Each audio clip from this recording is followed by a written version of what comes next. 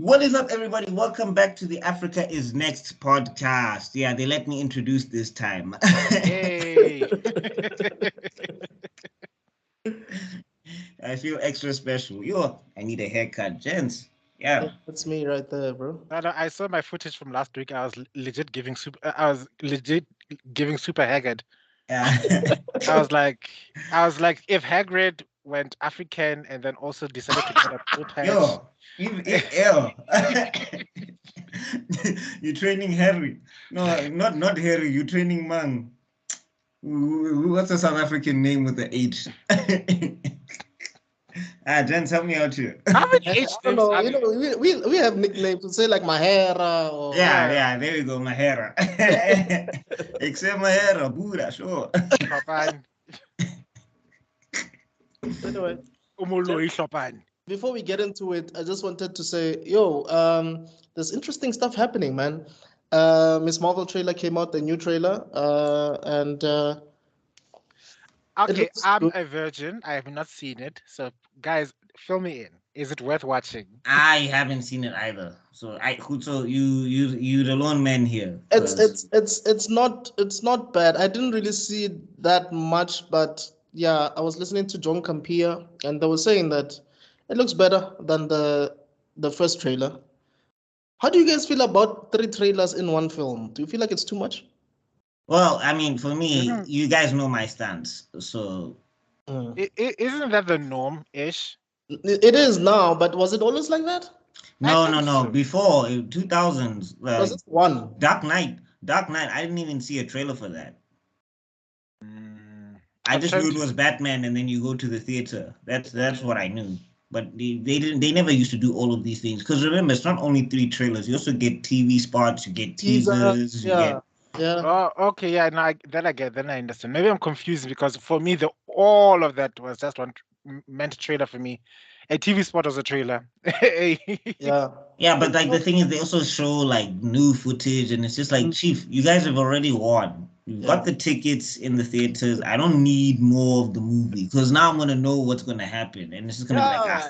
You feel like now, you've seen the whole thing. now, what irritates me is the cloud chasers I call them. You know, all these other channels Mm, that now go into these reviews about the review.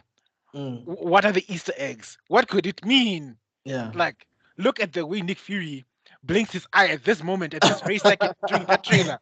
Is it I an like I homage to like that scene in the comic? I like that stuff. I don't want to. I Ah, really do. I was like, no, at some point it's like, no, can we just. there's a point where it's too much because then they Yeah, start giving you expectations for what the movie's not gonna be. yeah. Because I remember Doctor Strange Multiverse of Madness. Yo, we're going to see Spider Man. Yo, Deadpool. Yo. Nobody. and Next. Dololo. and nobody saw the fact that as much as people are busy saying, "Wow, she's such an awesome villain," nobody really expected her to be the bad guy. Yes. Also, I prefer people doing that than us getting trailers of scenes that will not happen. Seeing Hulk run in Wakanda and that didn't happen in Infinity. Yo, It's they beat the Hulk because out of him. Yeah, I'm it's so it's mad. it's it's especially because of all these movie reviews and nitpickers and people who Right. dissect trailers to their finest micro atoms. That yeah, sure, you're gonna mislead them now because everybody already Clickbait. knows you're going to watch the movie, like we mentioned earlier. You're going to watch the movie, so now we just don't want to spoil the story, so we're gonna lie.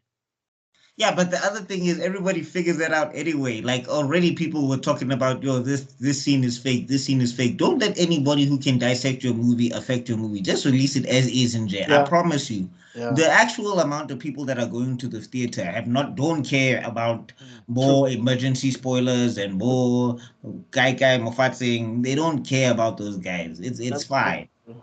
That is very, very true. Facts, Yeah. facts about it. But anyway, So guys, thank you so much for checking out the previous video.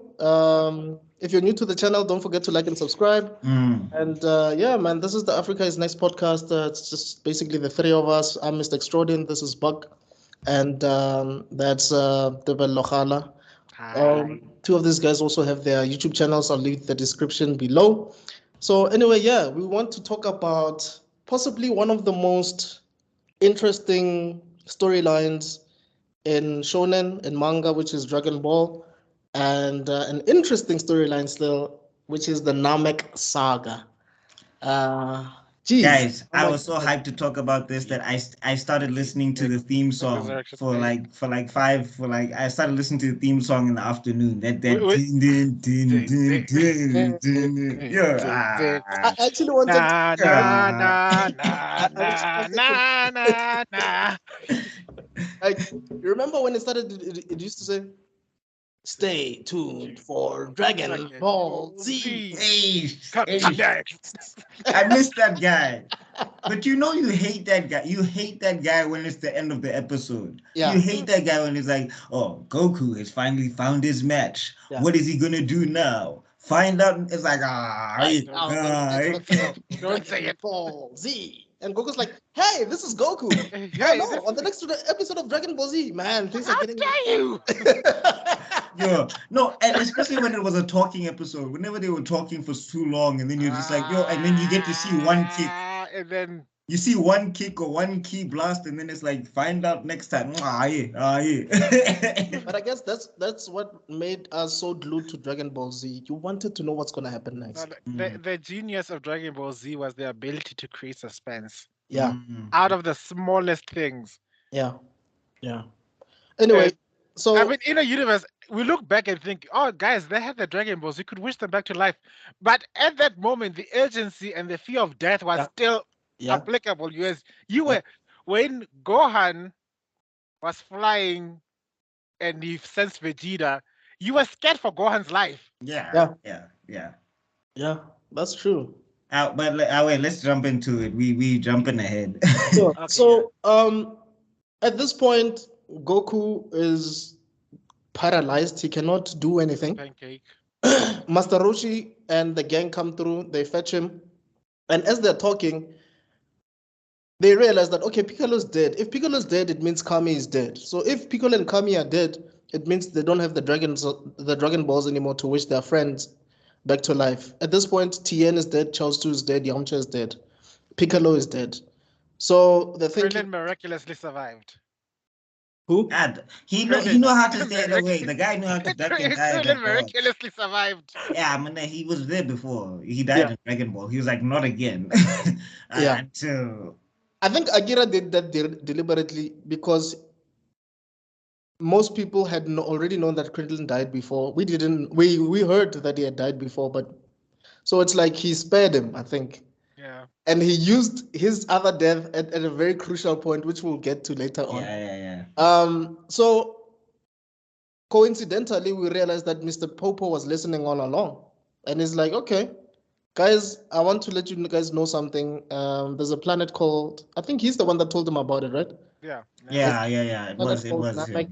And then I can take you guys there. I can show you Kami's ship. Maybe you guys can use the ship to get there. By this point, I think Goku was already in hospital. Bulma had already gotten, I think, the remote of the spaceship. I think it was Vegeta's Nappa spaceship. It was Nappers. Yeah. Yeah, because they were hoping that they can use that to travel to Namek. Then Piccolo Mr. Popo popped in and then took Bulma with a flying carpet, by the way. No, you forgot the reason why Popo had to take him to the spaceship. They successfully blew Napper's ship up. On live television, by the way. You know, they were just like, yeah. They were like, yeah, there's no more here. Yeah. Whoever pressed that button, you know you pressed it with attitude. You know they were like, yeah. It was Bulma. That was Bulma. It was Bulma. She played herself. Yeah. So then, okay, she goes to the ship. She doesn't know how to operate it, and then Mr. Popo explains that look, Kame came to Earth like eons ago. Yeah, that's the ship. So to cut the long story short, Krillin and Gohan decide to accompany Bulma to Namek so that they can go and retrieve the Dragon Ball. Just before we get there, let's just also big ups to Gohan because he did something that nobody would ever do in any household ever. He talked back to his mother and he said, I'm going. Like you, Yeah. Not a child anymore. the fear in my heart when I saw that scene, because I was just like, I would never. Your dad is scared of your mom, and you do what you're doing right now. And then his words were even more embarrassing. It's like, I'm going, mom. I'm not a child anymore. It's like, you 12 years old. he's not even 12. That's Piccolo training right there. Can we acknowledge? Look, guys, Gohan at that point must still have him what 6, 7. Yes. Remember, he got abducted by Piccolo at 5. Yeah. They trained for a year, 6. Yeah. And they fought the Nameks at 6 years old. And I think about it. He goes. Think about it. The last time Chi-Chi saw Gohan, he was a crybaby. Yeah. No, the last time she saw him, like he's she like, I'm heard he going got to another. kidnapped. I'm going to another planet. Like, whoa, what happened to you? I Where's think- my child? I think that's the reason why she gave him the dumbass haircut. Yeah. Yeah. Because she's like, what's happening here? Oh, is that how you treat me in front of guests? In that case. Yeah, let's go home. Yeah. I mean, look, like everybody gets on Chi-Chi in the Dragon Ball fandom, and I'm one of those people sometimes, but I understand where she's coming from. My only issue with her is that you can't keep this guy behind a desk, because when the planet's on fire, all of those books are not going to help. And I think it's because there's more than just one person who's supposed to be able to take care of business. She didn't want. They're Yeah. not always there though. Yo. And that's the other thing is you forget that that's her firstborn child. Look at any mother with her firstborn baby. And then you're gonna tell me, no, we need this baby of yours. Everyone sees a warrior. She sees her baby. Yeah. Going there getting punched by this man from outer space. I mean, the way she went crazy when she was seeing that fight between Gohan and Vegeta on the crystal ball.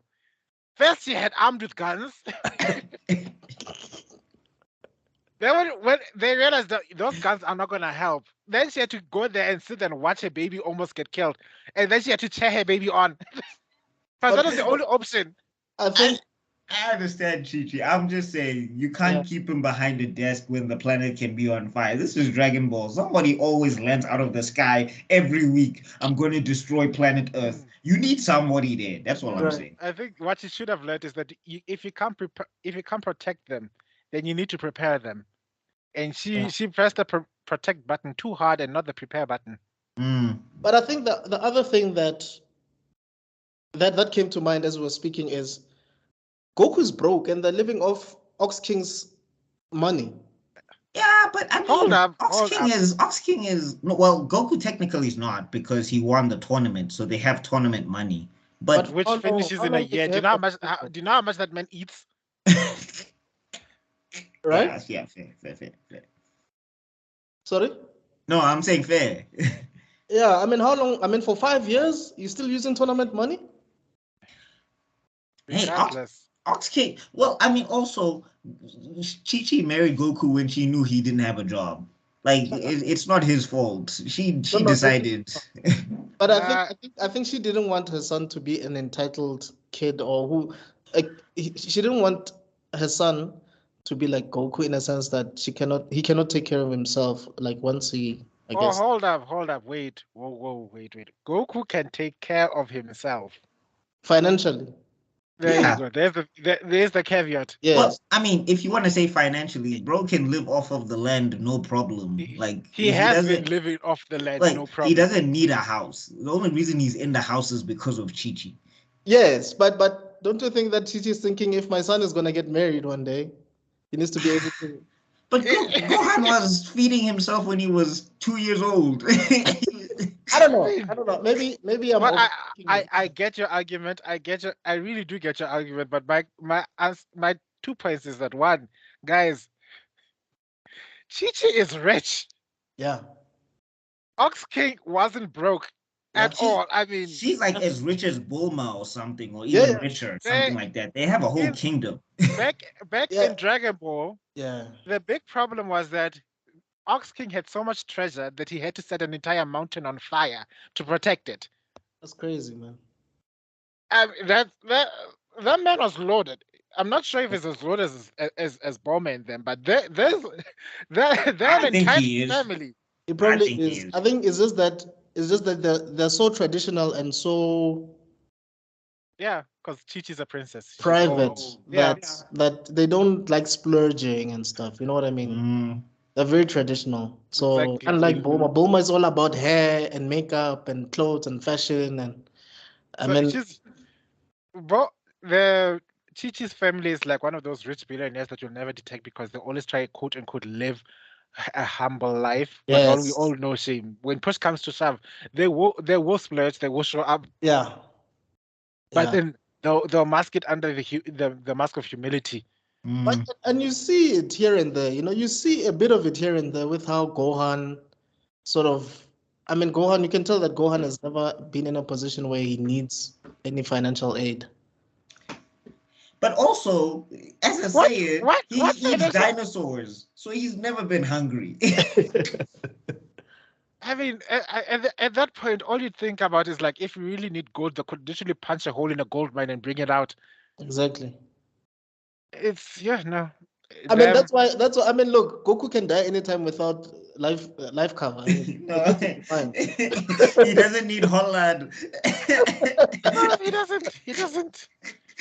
He But, doesn't need but that advert. You know yeah. those adverts on TV? Yeah, you can die knowing your family is safe. Wait, wait, What? wait, hold That's on, what hold on. do it. Let me get my voice up. Hi, I'm from clientele. Have you ever taken a moment to think about the fact that you're going to die? He looks When you like start, Dubin. He looks like Dubin. here at clientele, we'll give you the cover you need to pay for your funeral, the casket, and additional expenses leading to the funeral. Just including call one injuries, eight hundred die.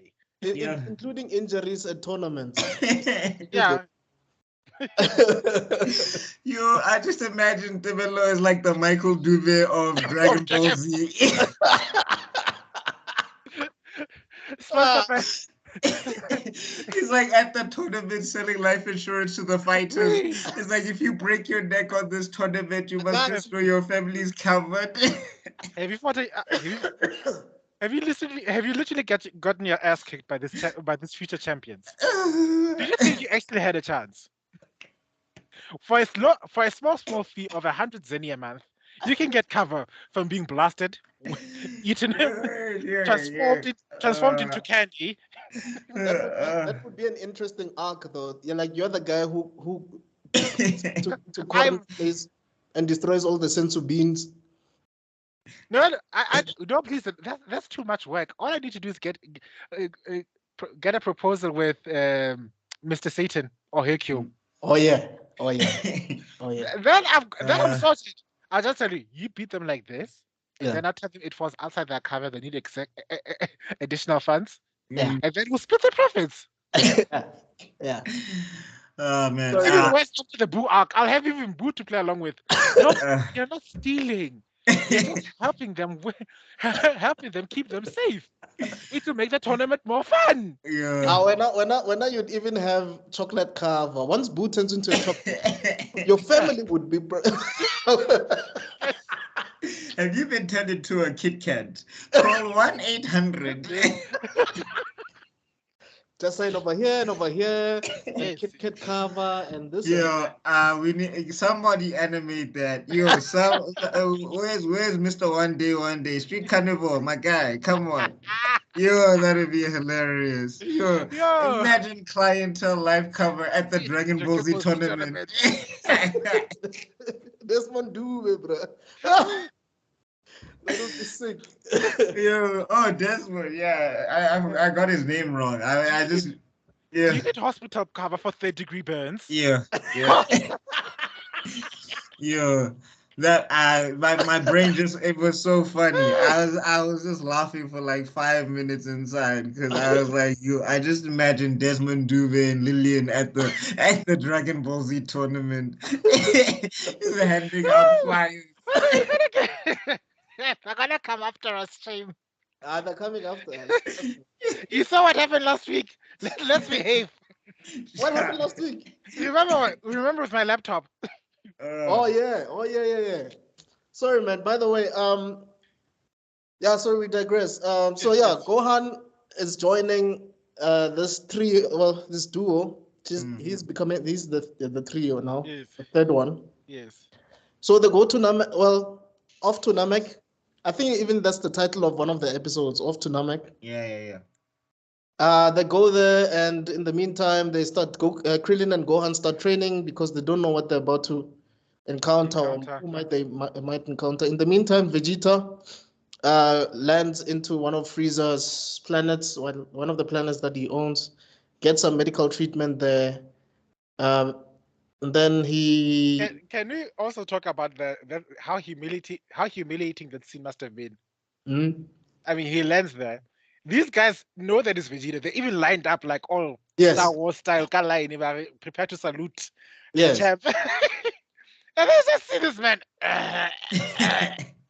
What the That must have been weird because they've probably never seen Vegeta like that before. He was thoroughly, he was thrashed. Yes. Yeah. And the worst part is the damage he received was because of a gigantic ape.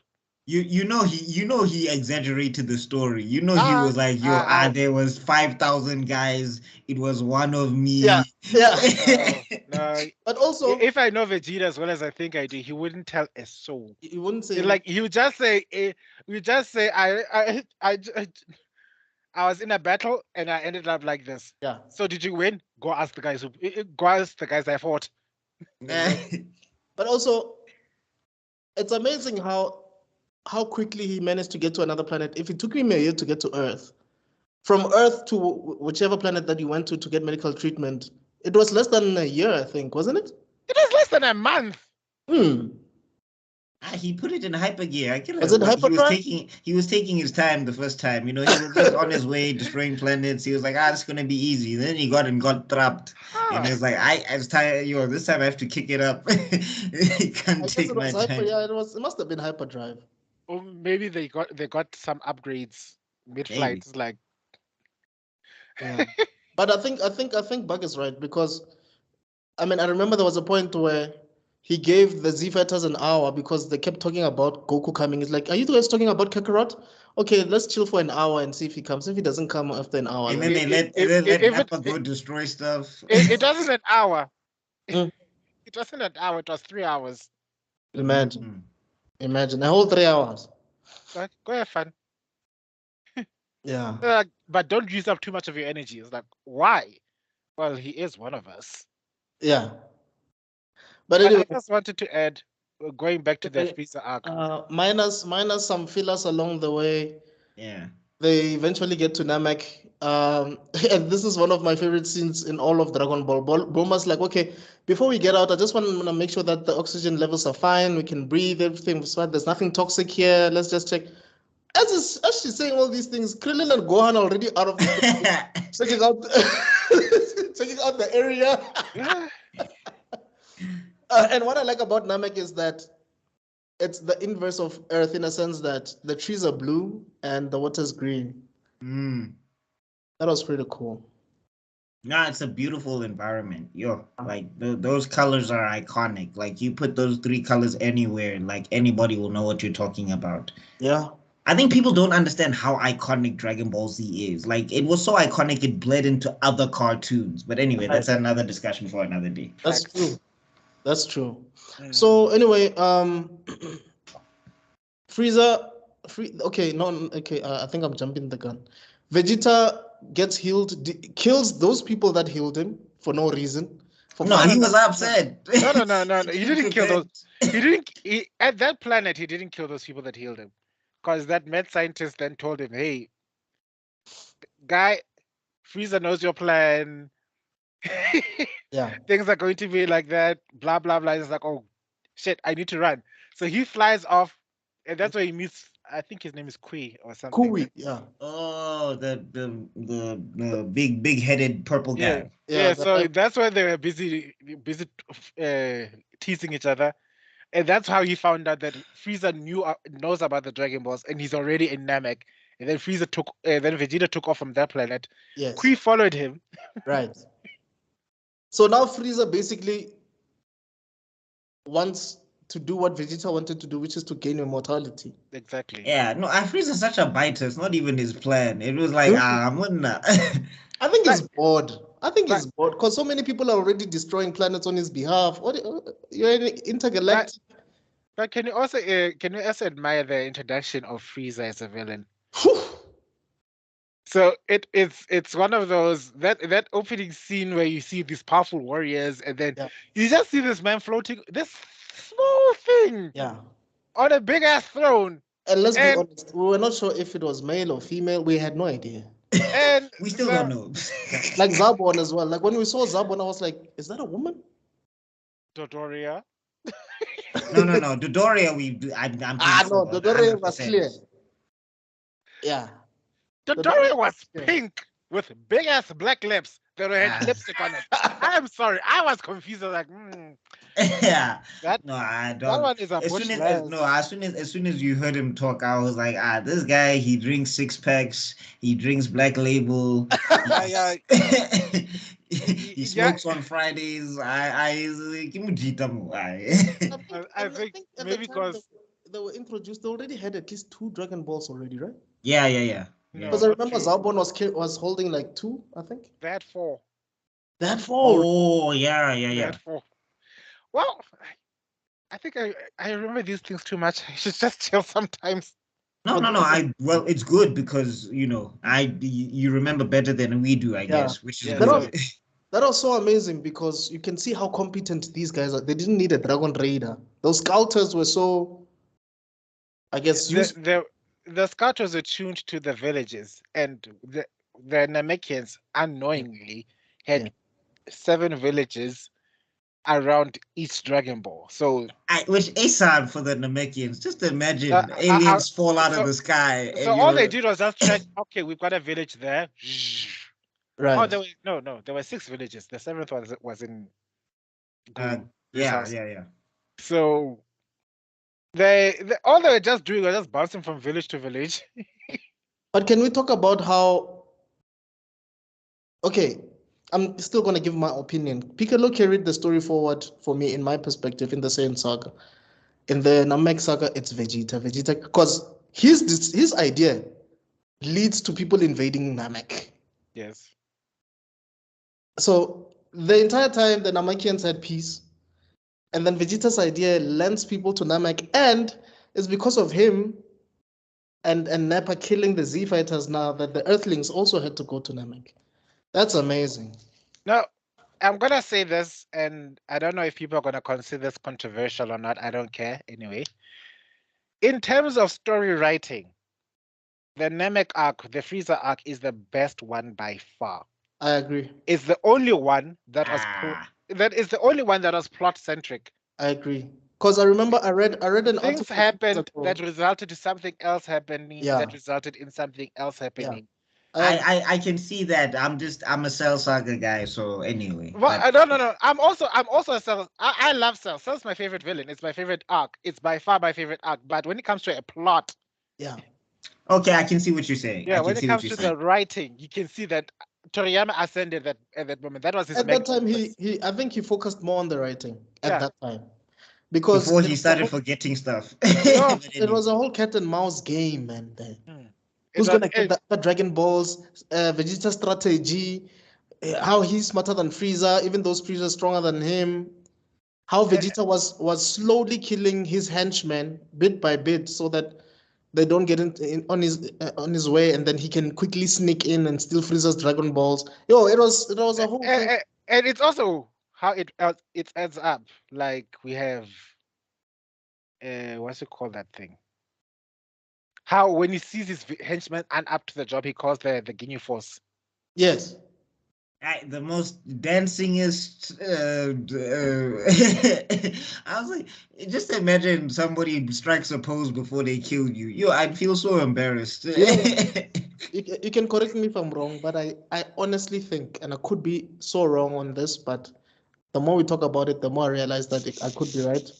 I genuinely think that Akira Toriyama was inspired by Star Wars when he was writing that saga. A couple of things. There are a lot of influences I can say. Yeah, Yeah. because for me, the Ginyu Force is like Boba Fett. a few Boba Fett's, because it's like think No, of it. the Ginyu forces. They're the Everybody Power knows. Rangers. They're to the me. Power Rangers. Yeah, the reason I'm saying that is they're a subplot. Yeah, It's sort of I can like see that. they could easily have been filler, but they were not. If that makes sense. Yeah, yeah. But not. I would disagree in the sense that it's because it's Dragon Ball Z and that's the formula. They needed those guys there to power scale Goku, Right. to put the other fighters through things, and to because Right. like you have to understand Goku gets we'll get to it, but Goku gets a significant power up because of those guys. Right. So I feel like as much as they are a subplot, which they are, just because of the way Akira was doing the Dragon Ball Z formula, you needed somebody before you get to Frieza. They couldn't just skip to Frieza. Yeah. But then can we also admit that at that point Goku was carried off by the power of plot more times than any other saga in the entire series. Yeah. Yeah. No. Because the last time he fought someone, he was paralyzed, so he needed to be. Yeah, no. We know about the Zenkai boost, right? Right. He does get stronger. He now gets on a spaceship. It takes quote unquote a month to go from Earth to Namek. Mm-hmm. And in that month, he trains in 100 times gravity. Wow, novel. And the power scale from that 100 times gravity It's the Saiyans, Baba. It's the Saiyans. boosts him from barely being able to survive Vegeta to guys. I'm the To OG. Vegeta thinking is a Super Saiyan? Like, It's has the he done it? Saiyans, Baba. Is he a Super Saiyan? So you gotta add the Zenkai boost and the training, man. It's two-step process. I mean, and also the amount of techniques he suddenly develops. He suddenly can read minds. Okay, that one I can't defend. I don't. No. That one Like, I don't know. too long. Yeah, no. He was able to detect what was happening miles away while he was getting healed. But anyway, we're still on the introduction of Frieza. I remember the first time he passes and then Gohan feels his power level. Yeah. Everybody felt it. It's like, wow. Yeah. Did you feel those guys? I think even the abridged series makes a sort of a funny statement about that, because it's like they're all at least as strong as Vegeta. Yeah, yeah, Gohan. I felt that, except for that one guy in the front. He felt like 100 Vegetas. Yeah, Gohan. I noticed. And mind you, that was his base form. Yeah. Frieza is absurdly strong. And the thing is, like with Frieza, the way his first form looks, you don't think that they're talking about him. Yeah. You don't think that they're talking about this small guy or whatever. And then you see him land in the middle and you're like, okay, it's him. I mean, we saw that one moment where he almost destroyed Namek for a second. At that very beginning, I think one of the old men says something offensive to Frieza, and you just see his finger go up just once. Like, no, I still need the Dragon Balls. And then And that's when he unleashes Dodoria. You know what's so weird about Frieza's intentions or ambitions is, at that time nobody could stop him, but he still wanted immortality. For what? No, Chief, you need to make sure. You need to be sure. If there's one thing an evil emperor wants, is to live forever. When you've got everything to rule forever, the only thing that balances the equation is that you're gonna die, and that's what people are hoping for. And whatever, it's like that.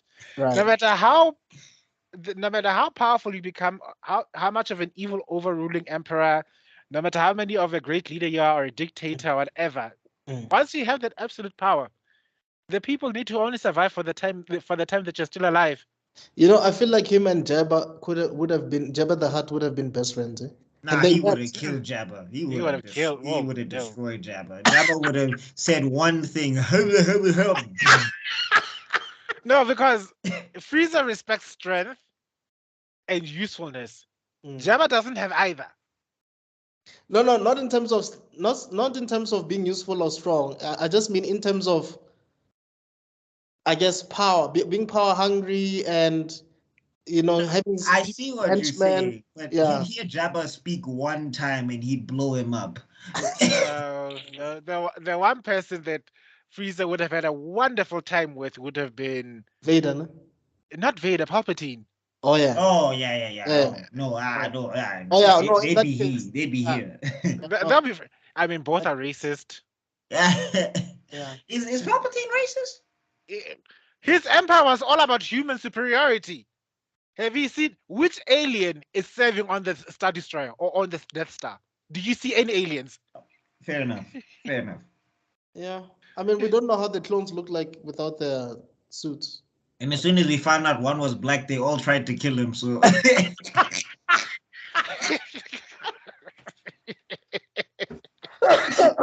What the hell? That's true. So him and Frieza, best friends. yeah. Like, and then him and who else? Now Frieza, I think Frieza's racism is the one thing is the one defining thing that's carries on to this day and age. But even how he speaks, you know, Frieza's dialogue is completely different from everybody. Yeah, no, it's wonderful character design. You see, that's called it's called like a gentleman villain. Yeah, He's polite. He uses Yeah. the correct. Even if you look at the Japanese manga, Mm. he'd refer you as like Vegeta-san. yeah, It's not. It's his absolute power gives you an air of superiority, but not so Right. much of narcissism. yes, To a point. There's a point. There's a where point. Yeah, right. There's a Yeah. point where Where- it flips over. yeah. Like the way he embarrassed Vegeta. Anyway, we'll get to it. We'll get Yeah, to no, it. but that's a superiority complex. That's hard at Yeah. work. I always used to say when you believe that you're God, you have no need for you to have people worshiping you because you are a God. It's just Yeah. Look at Aizen, for instance. yeah, exactly. Same thing. But look, and Zarbon compliments him so well because calling him Master Frieza and having that British accent, and Lord it's like, Frieza. dude, for you to be part of this gang, you have to be on another level. And then he's busy pouring him wine like he's his bitch. You know what I mean? Master Frieza, is there anything I can get for you? It's just see him. Yeah. King Vegeta is making a big mess outside of my ship. Oh no, it's gonna cost me my wine hour. Can we Anyway, also talk about thingy when Vegeta actually finds out about how thingy Planet Vegeta blew up and everything? Because I was like, yo. You didn't know? No, he didn't know all the particulars. He just knew Frieza blew it up. But like also there was that special of Bardock, which is underrated. I really like that thing a lot, and I don't think a lot of people like they've made it non-canon now, which is so stupid to me. But like officially, according to them, all the Dragon Ball Z movies are non-canon, even from their own story.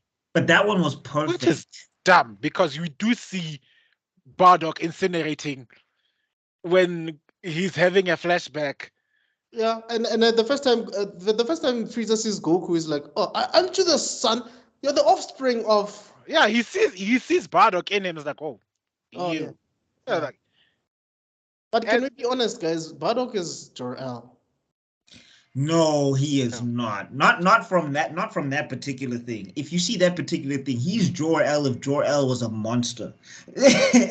No, I'm not talking about in terms of like fighting or whatever. I mean in the sense that he knew what was coming.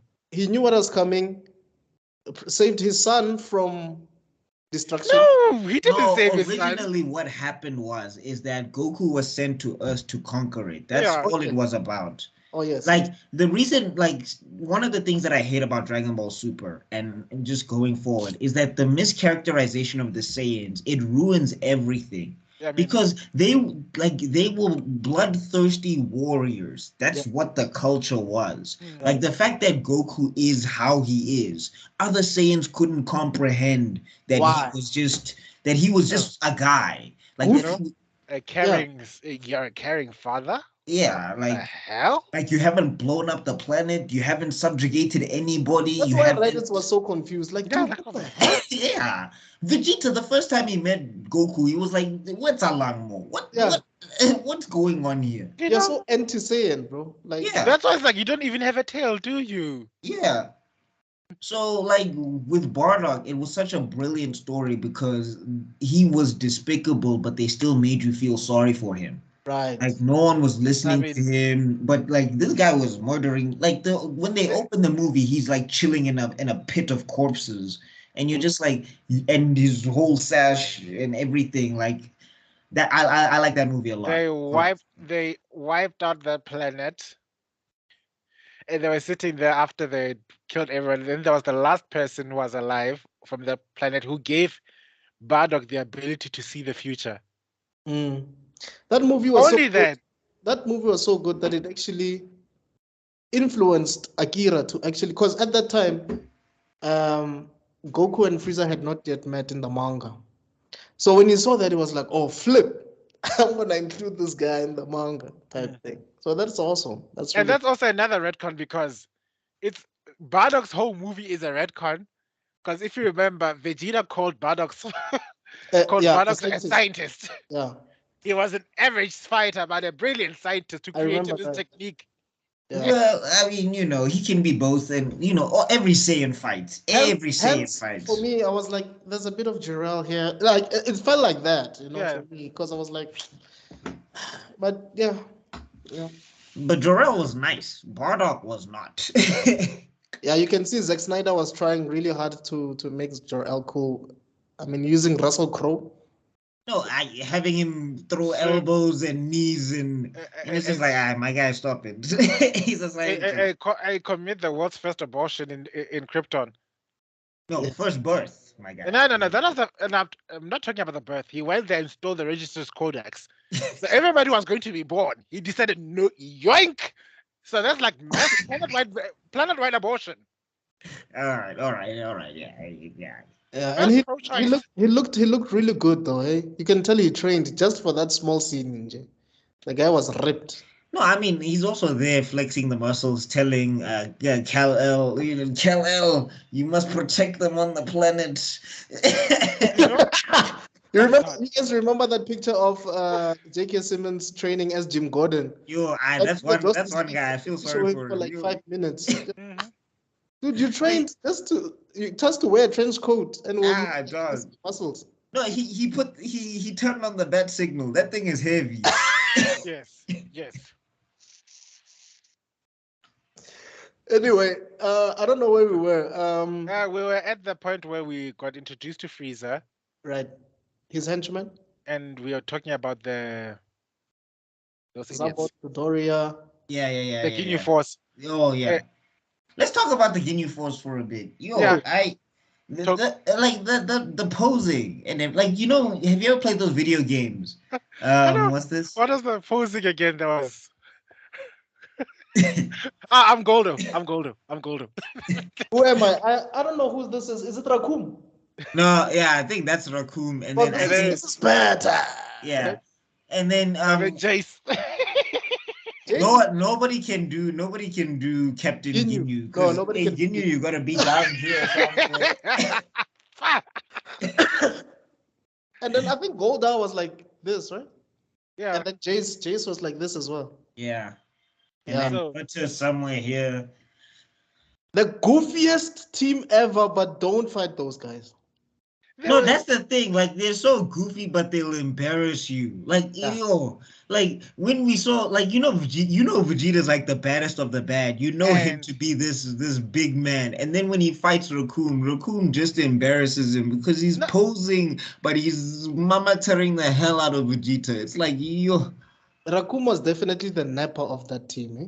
and it was also the season where they changed I remember they changed the voices, right? The It was voice acting, yeah, because yeah. initially, that's when, and I think that's when the Vegeta fan base finally grew because yeah, No, not necessarily, because I think what they did also, depending on which version you got, they also yeah. went back and redubbed the yeah, voices for the Saiyan Saga with the new actors. But wow, I know there was a switch. I yeah. know there was a switch. So at the time, it was dubbed by Ocean Dub.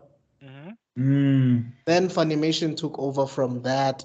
And what Funimation did, which was interesting, when Christopher Sabat took over the role of Vegeta, when Sean Schemmel took the role of Goku, they initially tried to imitate the original voice actors. Yeah. But then they were slowly changing their voices as time grew. But if you listen to the old tapes and you hear how Christopher Sabat started, and he was kind of sounding like Brian Drummond a bit. Yeah. Okay. Lesson learned. Because I was like, but I also know that's how most people started loving Vegeta. That gruff mainly, I don't give an F. Yeah. Saying voice. But also Suddenly, or rather, the guys who were low key fans of Vegeta started becoming louder and louder. Yeah. Oh, funny enough, Sean Schemmel actually wanted to voice Captain Ginyu before he was given the role of Goku. Whew, thank God. Thank God for that. Thank God for that. Hey, imagine. Yo, who else would they have gotten? Proof that God exists. Can you break down the Ginyu Force? Okay, there's the leader, who's Captain Ginyu. Power level 120,000. Wow. Then and one of the lamest movesets. I'm sorry. Who's the strongest? Is it? It's Ginyu. It's in the Ginyu Force. Okay. 120. Then after him, who's the strongest? Is it Berta or Jace or Raccoon? Raccoon. It would be Raccoon. Yeah. Raccoon, I believe, was. In my opinion. Raccoon is the Napper, bro. In my opinion, he's the Napper of the group. Because his fight is the longest. Did we just have load shedding? Yeah, I think so. Because your lighting changed. You know? Like, Hey. What just happened? Hey.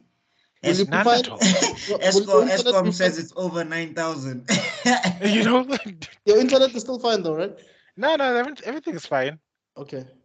You see, you guys, cheese boys, you need to get on your levels. But yeah, I think for me, Raccoon is the Napa. Like, he took forever, dude. Goku had to intervene. No, yeah, he's the nap of the group. No, the thing is, like, oh, sorry, go ahead, sorry.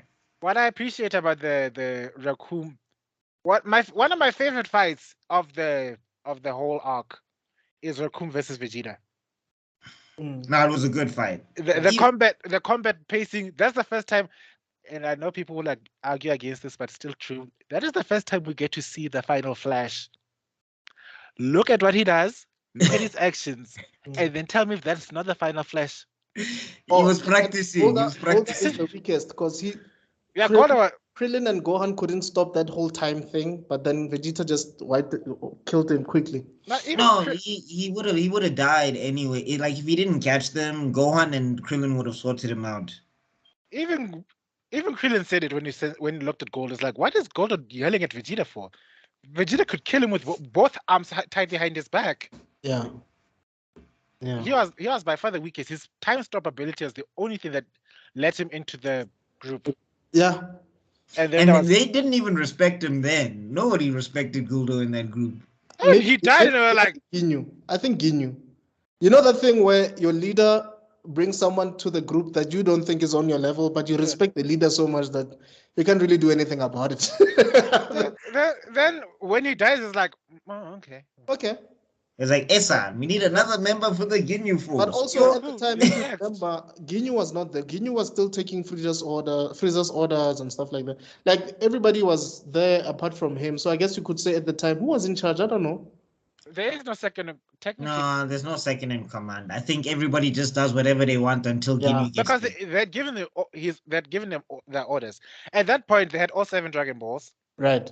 Because Guru gave Gohan the one star. Oh, yes. Oh, wait, we are going ahead of ourselves. We can't forget the most iconic scene in all the second season.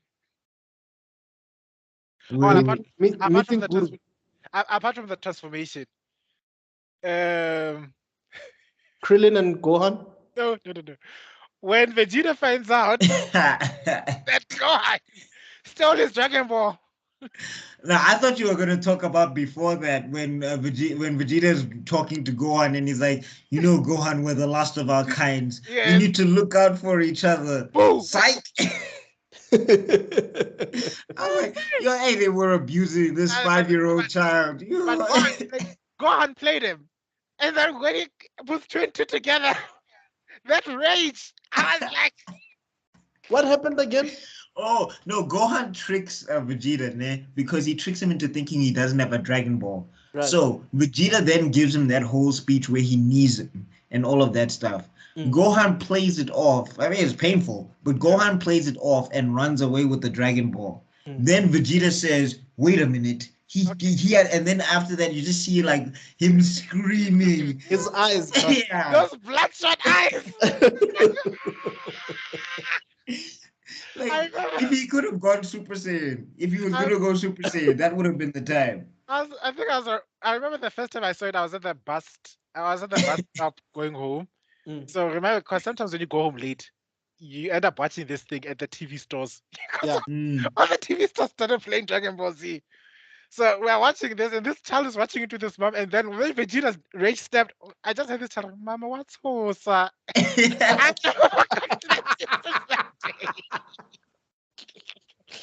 Okay, for those who don't understand what it meant, the child was saying, "Mom, this guy is scary." That's so good. But yeah, look, you see how much we're talking about Vegeta and what he did and what he didn't. That's why I'm saying he carried the story forward. And one other thing that I wanted to mention is Gohan and Krillin were not the strongest there, but they were so strategic. Almost every move they made was so strategic. All of them. All but there. one. All but one. Bomber. I think there's just one that Krillin let me down, and I was like, Issa. What happened? We'll get to it when we get to it. I think let's keep going. I'll bring it up.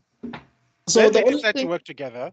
The only thing that was stopping Frieza from actually summoning the dragon at that time, once he had all 7, was that he couldn't speak Namekian. Yeah. Which I think for me is kind of a retcon. Yeah.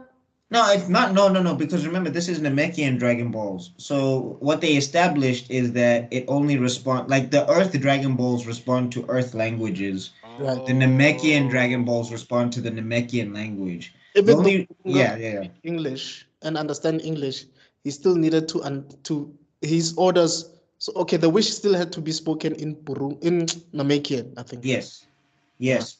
Because they're born of the planet. So depending on where you get the Dragon Balls from, you have to speak the language of that planet to make those Dragon Balls work.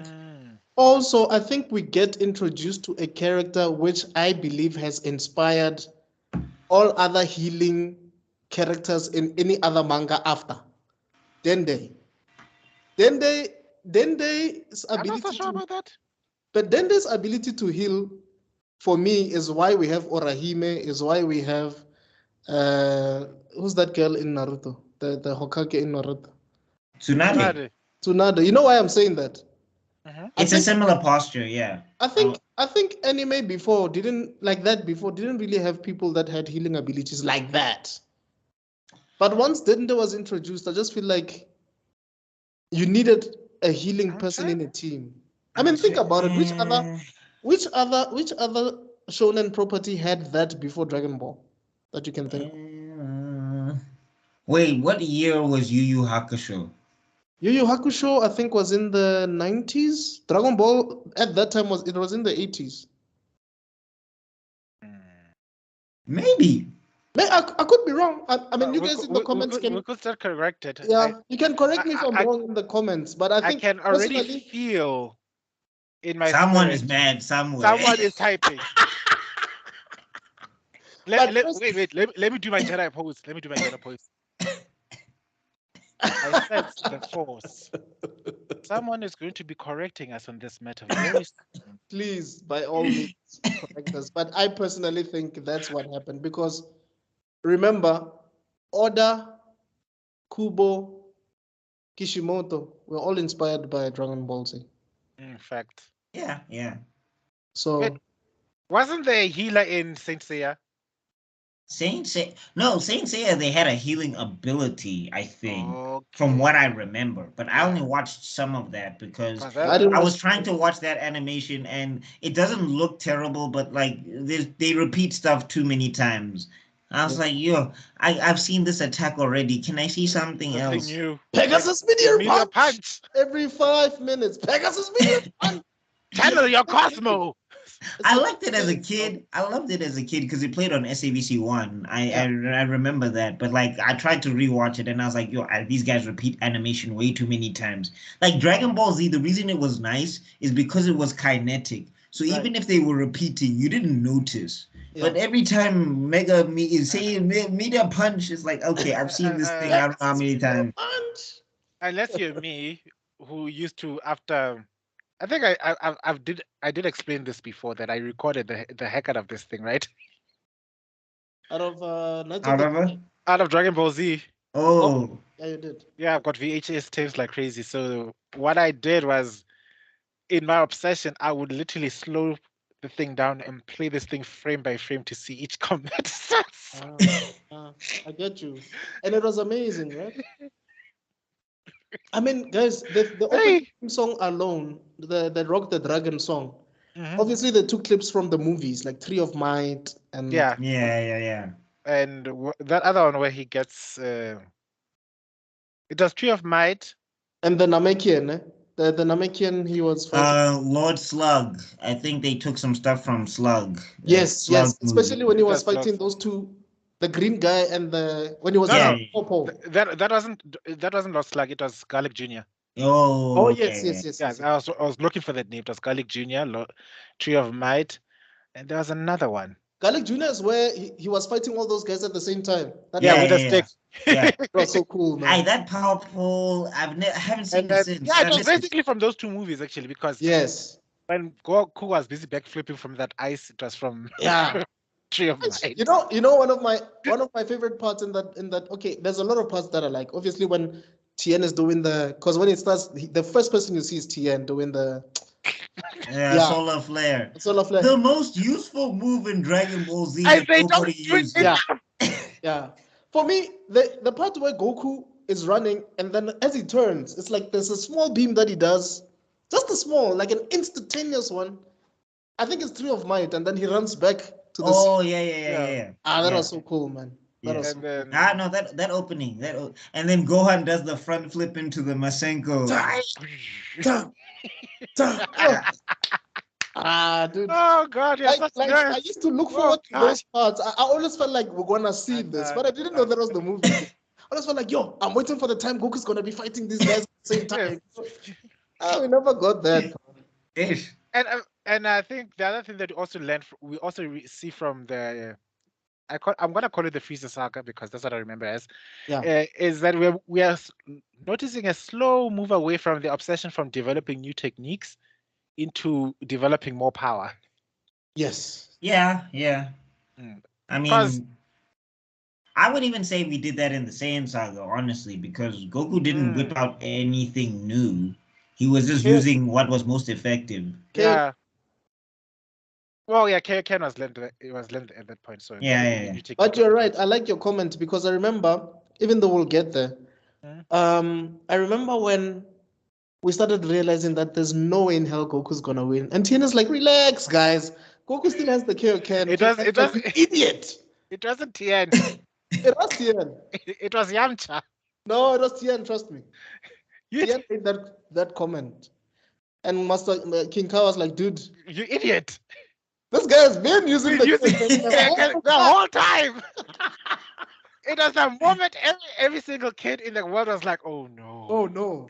Yeah. Because I like that they showed those scenes again, but this time with the Kaioken activated. We're skipping. We gotta get to Vegeta versus Frieza. We gotta start there. Oh, wait. We're still on Vegeta versus Raccoon. How did he lose that fight? Yeah. Okay, so he took a beam to the face. It did nothing.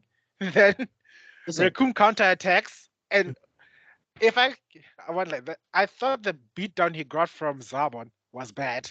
Yeah. It was humiliating, but that beatdown from Raccoon, I mean that counter. And then he like, oh, okay, you're flying up. You think you're faster than me. He chases him. He throws a shot down. Everyone's like, yay! He dodges that. Knees to the back of the head. Ew. No, and power bomb into the ground. At this time, by the way, to whoever's watching this and has never seen Dragon Ball ever, at this time, Vegeta had already killed 3 of Frieza's henchmen. Yes. He killed Kui, then he killed... and he showed Kui that he learned to hide his power Yes. at Earth. Then he killed Dodoria. Then he killed Zabon. But Zabon was tough because Zabon could transform. But eventually he killed him. But And then that's now, And the where- other thing is, we have to remember, Vegeta, it took everybody to take him down in the Saiyan Saga. You Yeah. know this man to be a bad man. Like, you know Yeah. he's like the biggest. Yeah. Like, Goku didn't beat him in the Saiyan Saga. Yeah. It took a combined effort of Gohan falling on him and he was the power, last man like standing. everything. Vegeta was the last man standing, basically. And I think that's what gave birth to the trope of the villain is now a playable character. Because That's true. I mean, look at every single game, all of the games.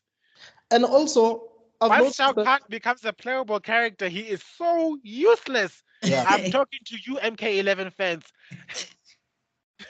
That's true. Wait, who are they using? Are they using Shao Kahn?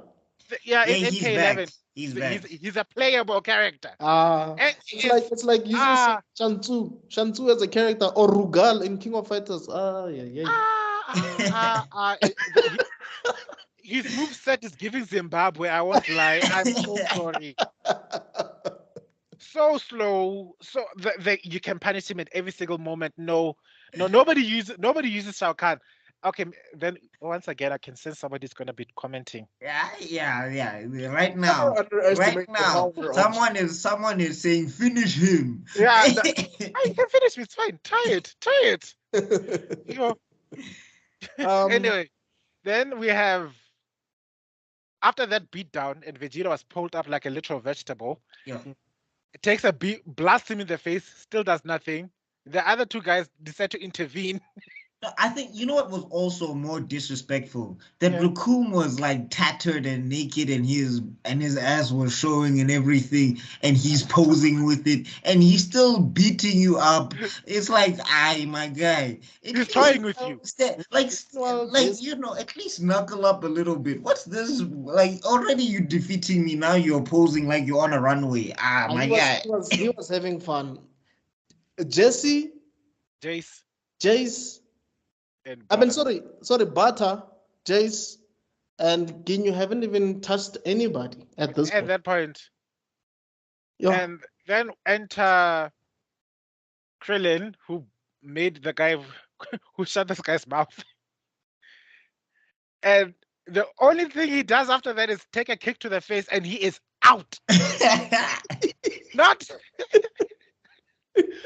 well, not like, oh wow, he took a hit. Let me get back up. KO. Gohan, distract KO. him while I touch this attack or something like that.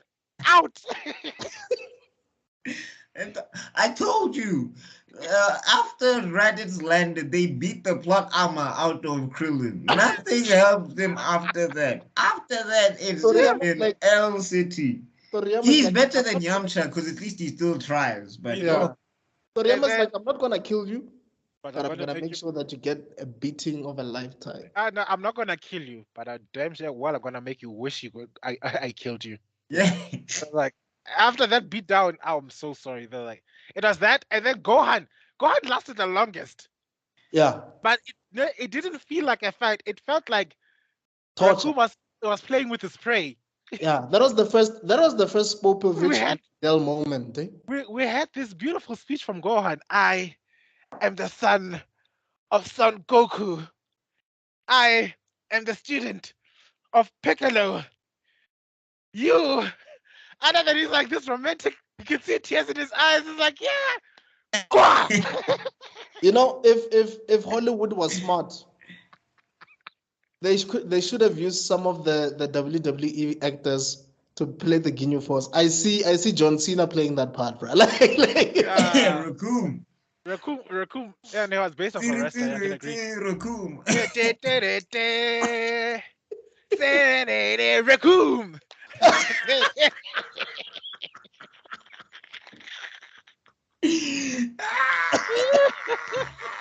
You can't see me go hard. My time is now.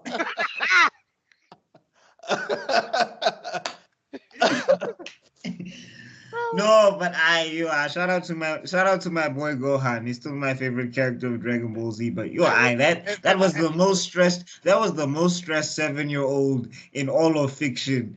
Every day he was fighting for his life. How did he grow? Honest to God, how did he grow to be so normal? That's the biggest. I'm pretty sure Chichi was his therapist. It's like he was beating him, but at the end of the day, I was like, "Sit down, we need to talk." I think Piccolo kept him sane. Yeah, no, it must have been Piccolo. Piccolo became his therapist. I think Piccolo kept him sane. Like, I think all that stuff that he went through as a kid, as a 5-year-old, prepared him for anything in life, except Videl. But Yeah. You don't say that name here. What Videl? How? Videl is Chichi part 2, guys. She's better than Chi-Chi, in my opinion. No, she is. I feel like once she cut her hair, I feel like she's a completely different character. Yeah, she stopped being a spoiled brat. When she got humbled on the we'll get to the Boo arc. Okay.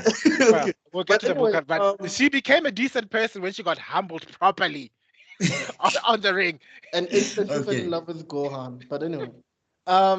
So okay. At this point, things are so bad that Goku lands to Namek, senses the power, rushes to the scene. Sensubin. No, I think the first. Oh yeah, he throws the sensor bean, and then Raccoon is trying to catch it, but it goes through. He gave that sensor bean to Vegeta, and like the dumbest move. But then again, that's Goku for you. Goku is always, if anything, is fair. But I mean, yeah, because when he rocked up, he was seeing that Vegeta is fighting these guys. He's seeing that Gohan and Krillin are fighting these guys, so he automatically makes the assumption that Vegeta's on their side. No. He gave him the sensor bean after he did the mind absorption. Yeah, but I'm just saying, like, other people would not give Vegeta a sensu bean, even because they're just like, I remember you, but like, Goku's like, he crushed my last time. You're like, remember my legs? Remember my ribs? How does it feel now, Vegeta? How does it feel now? Yo, petty Goku would be so funny. If Goku was that petty, that would be so hilarious. If he was like, yeah, no. Can you reach? How you feel? Jump. I'll be even worse. My pettiness would be like, look, take this. Eat ya. But yeah, he gives him the sensu bean. Then he fights Raccoon. He's out within minutes, a second. Ooh. Done. One shot, bro. Sorry, I saw an opening and I decided to go for it. And he just said attack, so I did. Yeah. I was like, Vegeta was in existence. When Jace and Bella attacked, and that moment where Jace shot him with those key blasts, and they went through him. That was an iconic. I was watching it with my cousin at the time because he was a big Vegeta fan. He was a big Vegeta fan. He was like, steering is here. The way Vegeta lost his edge is like, so fast it can be detected by Saiyan eyes. My friend Rob says that at that time Vegeta was the Saiyan guidebook. Yeah. He was. Because we wouldn't have appreciated the Super Saiyan transformation so much had Vegeta not hyped it up for that long. In fact, we never knew about this prophecy about this Vegeta thing, and that's where you can see it is plot centric. But you can understand if you notice every good shonen story, there one way or another a prophecy comes to play at some point. Yeah. I know sometimes it's irritating, but sometimes it works. And no, but I mean, also everybody's the steering somehow in shonen. There's like I haven't seen one shonen where there's no like destiny of some kind, because you have to be the chosen one of some sort. And it always gets revealed as things go along. And in the beginning, you're supposed to be just some normal guy, and then the plot reveals like, no, you were never normal. You were never the underdog. You were never. What makes you think? You are literally Goku, Naruto. You are literally the son of the fourth Hokage. That didn't help him though. The fastest, smartest ninja, and then your mom is literally a power bank of chakra. But that's the third Hokage's fault. So. That didn't help him at all. No one cared. Which I was like, no, they know who this guy, who his Did back they? is, but Did they know they? they didn't. They didn't care. No, they. No, Here's you my can't tell me people don't have eyes. As soon as you go into the third Hokage's office, you can't tell me nobody put two and two together. Blue eyes, blonde hair. That's not a regular combination in the Leaf Village. Look, if Naruto was in South Africa, those women in Konoha would have told Naruto long, "When up, Papa, okay?" Like they would have told him a Yeah. long time ago. Your dad is the fourth, bruh. But like, at the same time, they all hated it for some reason. I think all they just saw was the Jinchuriki. They didn't see him as. Yeah. No, actually, what happened is and this is we'll get back to Dragon Ball Z tangent, but actually, what Advent. happened is Danzo told everyone in the Leaf Village where the Jinchuriki was housed after it destroyed the Leaf Village. Oh, So that's he sneaky guy. That's the sneaky. whole idea was that he was trying to unite the village through hatred of the Jinchuriki, because he was like, if we're all united, we can move forward somehow. Danzo is one Danzo. of my most hated characters in Ugh. all shonen. No, I thought Palpatine. Sasuke was wilding, but when Sasuke got him, I was like, yeah, Mulat, get him. Yeah, The Sasuke, cathartic energy I was feeling when I saw Danzo running away, and he was like, and Sasuke was walking. I was like, savor it. Don't walk too fast. Sasuke is like the second main character in that whole show. Yeah. Okay, I'm not gonna say it again. Let me just keep my mouth shut. My intrusive thoughts will not win this time. Okay, Because let's he get back to Dragon Ball Z. Let's get Okay, back to Dragon Ball Z. okay, yeah. Okay, we'll do a Naruto discussion some other Oh, I would love to do that. I would love to. Ah, no. Oh, We'll get okay, there. no, we'll get there because Get we'll there. explain because there's Like, something Shooting about exams and all those things. Yeah, we have a roster. Yeah. Yeah, so anyway, Beta and Jace are trying to touch this guy, but to us it seems like Goku's not moving, but Vegeta, because he's slightly stronger, he can see that No. Goku is moving. He didn't see him. No, he didn't, yeah, but when No, but he's the only person that can comprehend what's happening. what's Because happening. Jace and Berta don't understand what's going on. Yeah. Because he said he's moving faster than Saiyan eyes, and I'm thinking, what's the big deal about Saiyan eyes anyway? Exactly. But anyway, so Because before I thought they were just toying with him. I thought they were just calling his bluff. Like, okay, they were just bluffing. Like when they get next to him, they're not gonna fight. They're just gonna walk past him to see his reaction. No, only to find out they were actually really trying to attack him. But and he was just like, Guys, I felt so sorry for Berta. the disrespect. I felt so sorry for Berta because Goku was so disrespectful. He was like the second fastest. I was like, you. And that's what I liked about Goku. Goku's responses. Because even Nappa was saying, I'm the second strongest, saying it's like, well, now you're the third. You know? It's like, no, CD. He said if your friend over there is stronger than you, then you're the third. That's what he said. I was like, audacity. No, and then he stood on his head. I was like, Goku gets disrespectful when he's powerful. Like, Once again, we got to see that pose. Not, but I'm saying, like, when we get to Berta, the way he was embarrassing, but it was unnecessary. He was like behind you. It's like, I'm gonna. Yeah, no, that's true. He really flies away, and that's him. when I think when he lets Jace fly away, that's when Vegeta started doubting the prophecies. Like, no, this can't be a Super Saiyan. Super Saiyans don't let people live. We take them out. We take these people out. And then Vegeta was like, let me show you how it's done. Go! Quick, fast, and in a hurry. See, if you pay attention, I love that speech. Vegeta killed the entire Ginyu Force. Wait, who killed Berta? No, he killed Berta. He killed Berta. Vegeta killed. Yeah, he killed all of them. Lead him in the throat. Wait, didn't Goku kill Raccoon? No. Vegeta kills Raccoon also. Goku was like, they're so weak, they're not even worth killing. And I was like... Well, not even that. He was saying that they can't fight anymore, so there's no need to. And then Vegeta gives that speech. I think that was the one that made a lot of Vegeta fans, where he's like, they're warriors, Kakarot. They'll take your kids hostage. They'll do this, they'll do that. these people are ruthless. This is how you deal with them or whatever. And everybody was like, yo, Vegeta. Like my cousin was like, yeah, no, he doesn't have the powers, but he's got the bars. But that's what I also always liked about Vegeta. Vegeta, for me, I feel like he's like Batman in a sense that the way he's logical about things. Yeah, but Sometimes. Yeah, sometimes. Like when we get to it, you know what I'm talking about. Yeah, I just want to give an example, even though it's a different arc.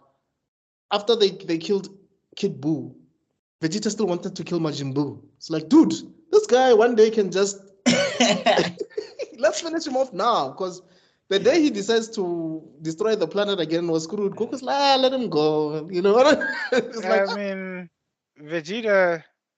No, I'm sorry. Okay, I'm trying to. I've said a lot of things about Vegeta, but there's still zero love for him in my heart.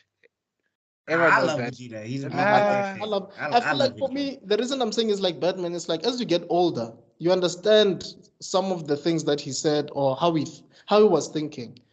When you're a kid, you like Superman, which is Goku's, like you like the flying there. But as you get older, the way that guy thinks, you're like, man, actually this guy makes a lot of sense. Again, sometimes. Yeah. Yeah, sometimes. Not all. Maybe I'm idealistic, but still no. Vegeta still, as much as we are, the story is geared for us to empathize with him, and let's not get that through. The story is designed for us to feel something for him.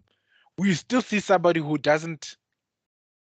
Even later on, you don't see somebody who connects to the idea that mass murdering a planet is wrong.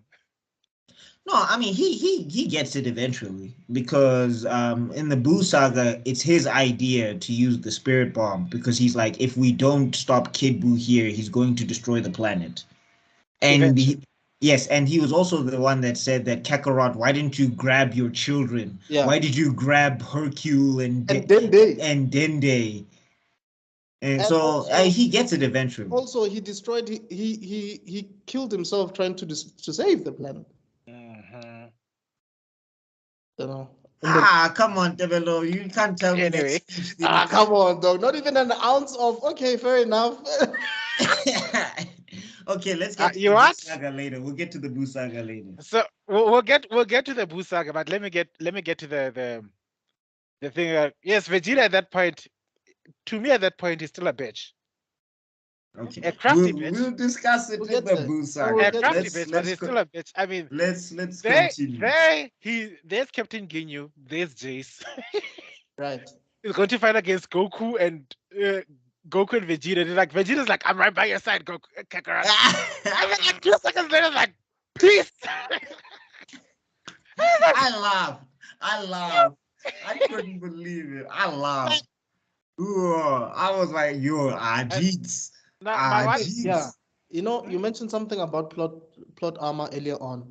Yeah. You remember there was a scene where Captain Ginyu held Goku from behind?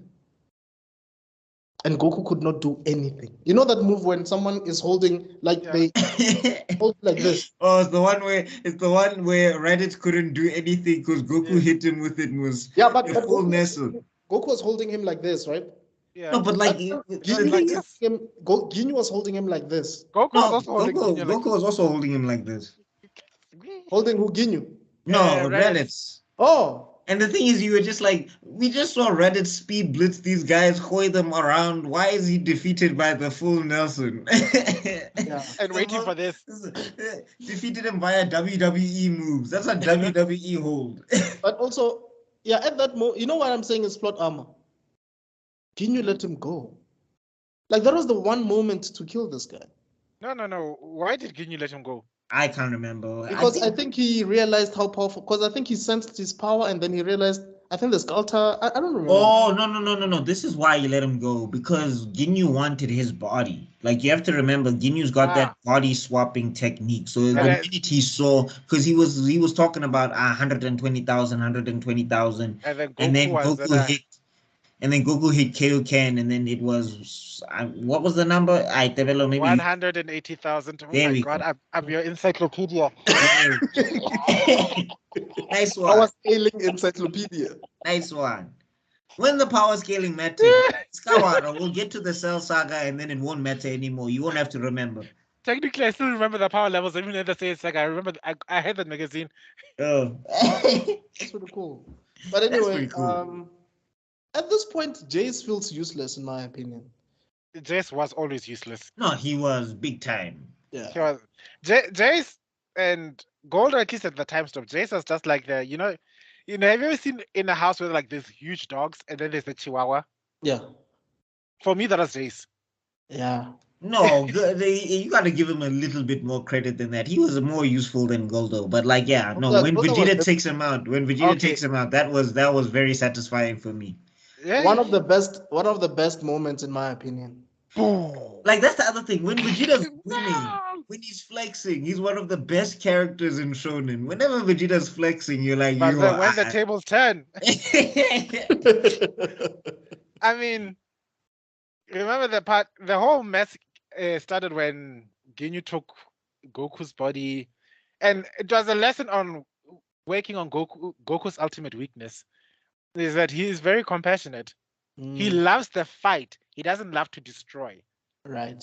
Yeah, he loves fighting. Fighting is like exercising for him. So it's like, yeah. And Vegeta took full advantage. I'd never seen Vegeta so happy to fight somebody. so did Ginyu. Because Ginyu saw like when he realized just how powerful Goku is, and then Goku said, "No, if you promise not to do all this evil thing, I'll let you go." And then Ginyu's like, "Whoa, hold up, what? Huh? Okay, no, I got something for you." No, I'm talking about the body swap. After the body swap, Vegeta was so happy to fight Ginyu. He was so happy. Oh, that ass whipping, and even to this day, I still remember the track that was playing, the music soundtrack that was playing at that moment. That's how it's scarred in the back of my brain. Oh, Vegeta defeated Ginyu in Goku's body. Oh, no. Big time. Because Ginyu was not experienced with. It wasn't Vegeta at that point. It was a combination of Vegeta, Gohan, and. No, I'm saying, but Vegeta got like the most punches in because he wanted it. Like he pushed other people out the way to fight. As soon as Ginyu had his body back, and you just saw Vegeta, I was like, "Aight, hold up!" Yeah, that beat down. Yeah. That one side note, I just want to talk about how when people say that Goku didn't care about Chi-Chi or whatever, and the stuff that I read. One of the first things that he thinks about is that he was like, I gotta get my body back. Chi-Chi won't like this. Yeah. Who was it was having the daydream about Goku? It was Gohan. On Nimbus. Yeah. Helping with homework as Ginyu, bro. Oh, that was scarring. Like, yeah. Yeah, that was because Ginyu looks like a brain, like a yeah. Brain. It's a brain with horns. Yeah. I like your analogy. I was about to go a little weirder. Yeah, so we'll keep it PG-13. Because that for me it looked like. Still want to get monetized, Chief. but okay, I'll use the scientific terms. He looked like an upside down scrotum. Oh. Oh. That's what every time I saw that, like. So at this point, Ginyu is severely injured. Goku needed some medical attention. Vegeta gives Krillin and Gohan. No, remember he gets turned into a frog. Yes. Ginyu gets turned into a frog. And then it gets tricked into not killing him by Vegeta. Okay, wait. I feel like we skipped a very important thing. There was a character called Nail who looked exactly like Piccolo. There was but a big guardian called Goro. We missed that. We already. The Guru. Guru was like the kami of that planet. Yeah. Big, humongous guy. Can we also talk about how that power up didn't help anybody? That power up that he gave. They've never used those power ups. Krillin never used. That's full potential nonsense. Oh, no. We see its effect. I mean, before the power up, when Krillin was flying, there was no vapor trail. It was just one big ass Krillin flying. After that, you just see this Ken like white vapor trail that is created because of the key he can generate now. Oh, We yeah. do see that, Right. but Doesn't help. against the Ginus, against Vegeta, I mean, even Vegeta was shocked when he saw Gohan with power. It was like, wow. But at the same time, like, I could still eat you for breakfast though. Yeah. The one person who would have, like, it would have made sense if Goku got that. Yeah, I guess so. But then at that point, Goku was like OP already. Yeah, he didn't need it. Also, can we And- talk about thingy when Piccolo gets the nail power up and then he's like, yes, I can do it. I yes, feel great. I feel great. Yes. Yeah, I thought that was a TFS 4-star joke. I don't know why. It was Yeah. original. Yeah, and then I went to rewatch it again. I was like, oh wait, that's it. I remember it because that's why you have we have Piccolo's theme song. That was the first time you hear that song. Ting ting ting ting ting ting ting ting ting ting ting ting ting ting ting. Like this is incredible. That song is like, who's that guy who was doing the song? Is it Brian Bruce Falconer. Bruce Falconer. Bruce Falconer is like the composer of the age that is who's unsung. We hear all about Hans Zimmer. Hans Zimmer, who for me is, people are gonna kill me, but Hans Zimmer for me is a solid number 3. He's not even number. Overrated, nah? Compared to John Williams. Oh wow! Come on, like, okay, come on, you cannot, come on. It's John Williams. It's John Williams. Come on. Then number 2, even though his works only features around one franchise so much, but Howard Shaw takes it. What did he do?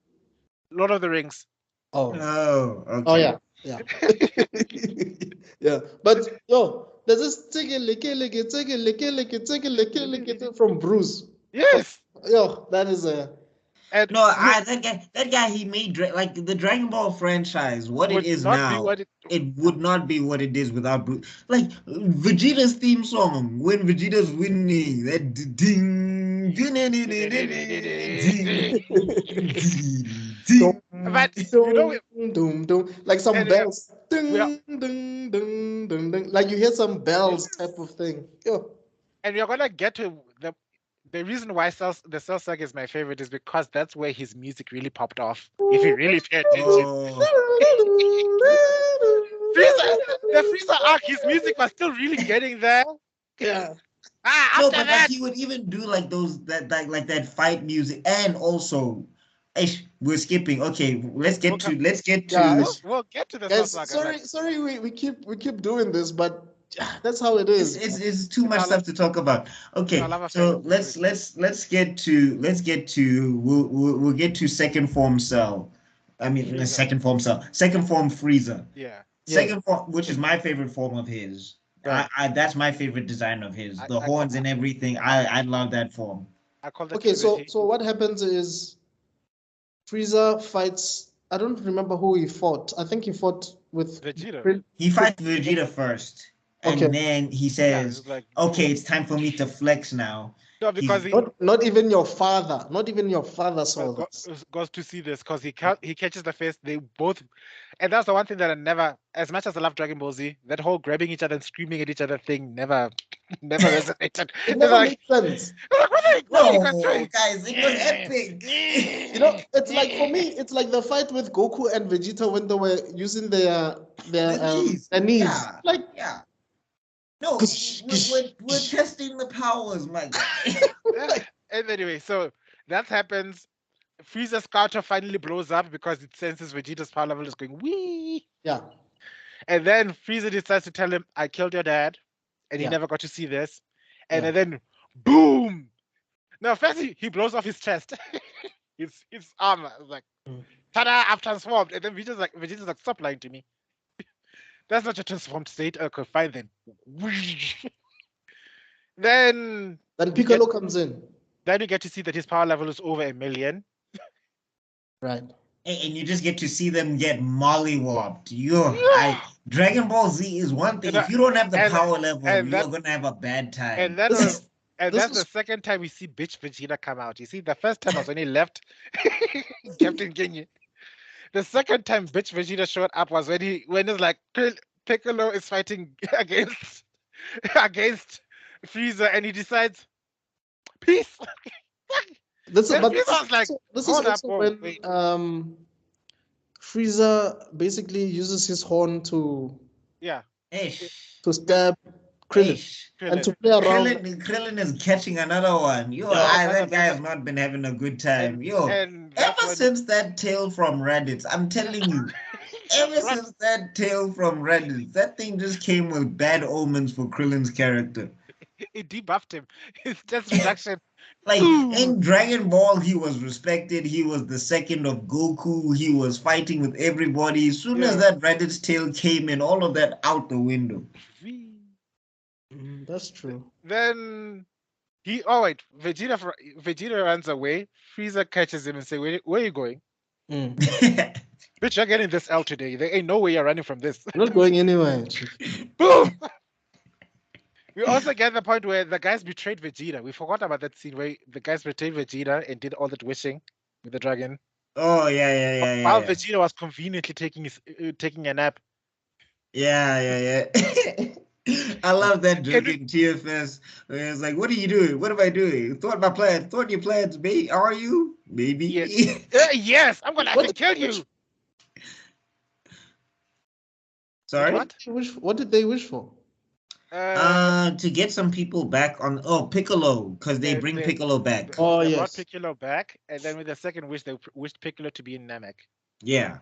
Oh, okay. And then the reason they concluded that is because then if Piccolo comes back, Kami comes back, and with Kami back, they can use the Earth Dragon Balls to wish back. Yeah. Everyone else. Well, technically, that wish back only Yamcha and Tien.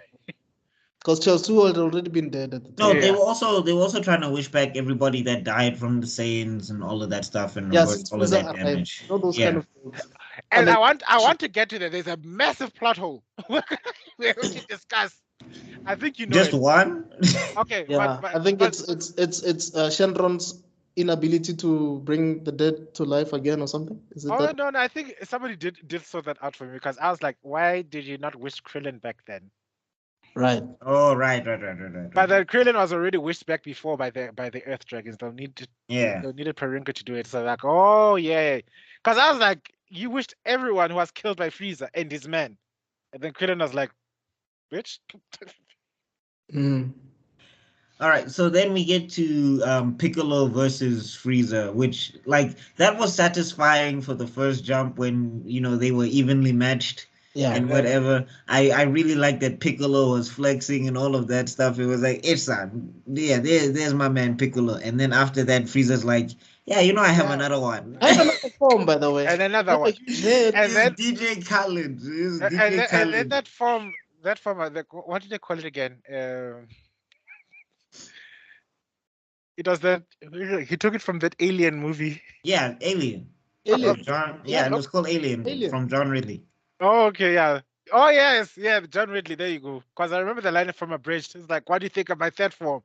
I think John Ridley's gonna sue. What do you mean? Let me touch your skin.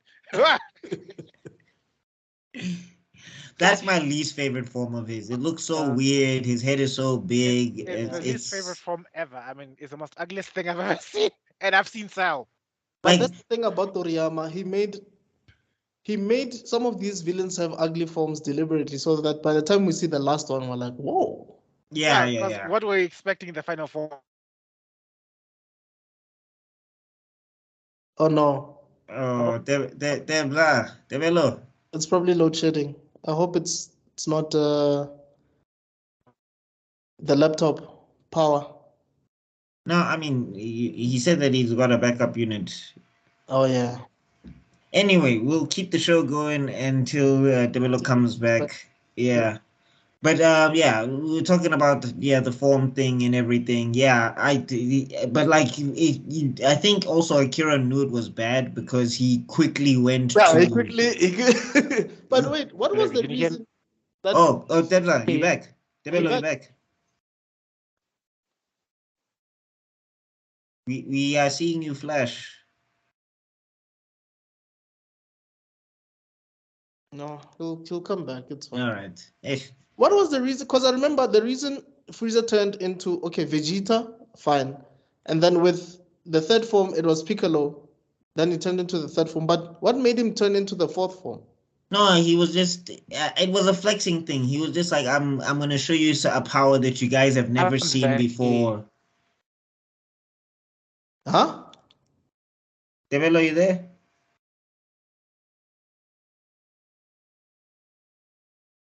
Esa. Oh, he's moving. He's moving. There's life. Come back to us. Can you hear me now? I think the video is giving. There's network issues because of this load shedding. Oh, yeah. Okay, sharp. Yeah, but just leave your avatar there, bro. We'll keep it going. I need to change that picture. Look at me. Yeah, you look like a Dragon Ball Z villain, my guy. You look like you're about to go fight Goku. No comment. Anyway, yeah, and then we get to the final form of Frieza, which I think is still not this gold, not this black, not whatever they're doing with Super, where they're changing him to be all the colors of the rainbow. The original purple and white. Yeah. Yes. And that pose that he was doing there, that was one of my favorite villain poses to this day. And it's still, we also get to see the most villainous act he does. He kills Dende. He saw that Dende was the healer. Yeah. Because you see, even then, Vegeta's busy plotting. It's like, I need you to almost Krillin, almost kill me, okay? And then Dende, Dende, heal me. And then Dende was like, no. And Krillin was refusing, right? And then Vegeta was like, if you don't, I'll kill you. Yeah, no. What happened is that Krillin was refusing. Then Krillin finally did it. Then Dende was refusing, and I was like, he went to go heal. He went to go heal Piccolo, and then Piccolo was like, "Dude, do you see that? Do you see that man over there? He's gonna kill us all. We need Vegeta back." Yeah. Which he was still refusing Piccolo, but because he could hear Dende, I mean, he could hear Nail talk. It was like, okay, fine. No, I mean, like Piccolo was being real. It was just like, Chief, there is nobody here. Yeah. Yeah. And then we've got the whole, what you call it? Oh, then he heals Vegeta. And that while I was busy healing him, that's why Frieza saw him. It's like, oh, so you're the healer. That's why these people come back. Because let's be honest, Krillin should have been dead by that point because if it went for Dende. Yeah. Yeah. And then Krillin does the dumbest thing in history. First, you use your destructor disc to cut off this man's tail so you can see that it works. Right. And then you go chase off Frieza to make sure that he got enough time to heal Dende, and then you use the solar flare. This is what I'm talking about. And at that moment, the guy is blinded. What another destructor disc? It's the perfect combination. It would have taken out so many villains. Nappa would be dead. Vegeta in the Saiyan Saga, dead. Yeah. Frieza, dead. He's not the main character, so the story had to keep going. You know, I'm saying that's such a useful combination. Like that's what everybody was expecting. And it was even more. It would have been even more effective against Frieza. Frieza can't sense energy. You could blame maybe others can say, "Oh, I'm sensing this energy attack coming from this direction. Let me jump, or let me duck, let me run, or something like that." Frieza doesn't do that. And you're right. Buck. I think in the last episode you were saying that power was so effective that Vegeta used it. It is so effective in the saga as well that even Frieza uses it on himself. Frieza, but here we see that Frieza, as much as we look, Frieza is not so much as a techno freak. He's like a big powerhouse. Yeah. At that moment, that's when you see some of his technical skills because he didn't just use a destructor disc. He used a destructor disc that he can control with his key. It was like a mixture between the destructor disc and that spirit wall from Yamcha. That Yamcha's thing, yeah. Yeah, because he was moving it alongside. But let's get to, now we got to get to the first intro of Goku versus Frieza. The main event. So we got to talk about, actually we're skipping something. We got to talk about the humiliation of Vegeta again. Yes. Can you Can That we was talk about painful. one of the best things I saw about that moment was when Vegeta powered up at that moment. It was an homage to the Saiyan saga. If you pay attention, How so? the animation first he powers up. There's the green dome that circles around him, Oh yeah. Yeah, and yeah. then after that there's the electricity. Oh yeah.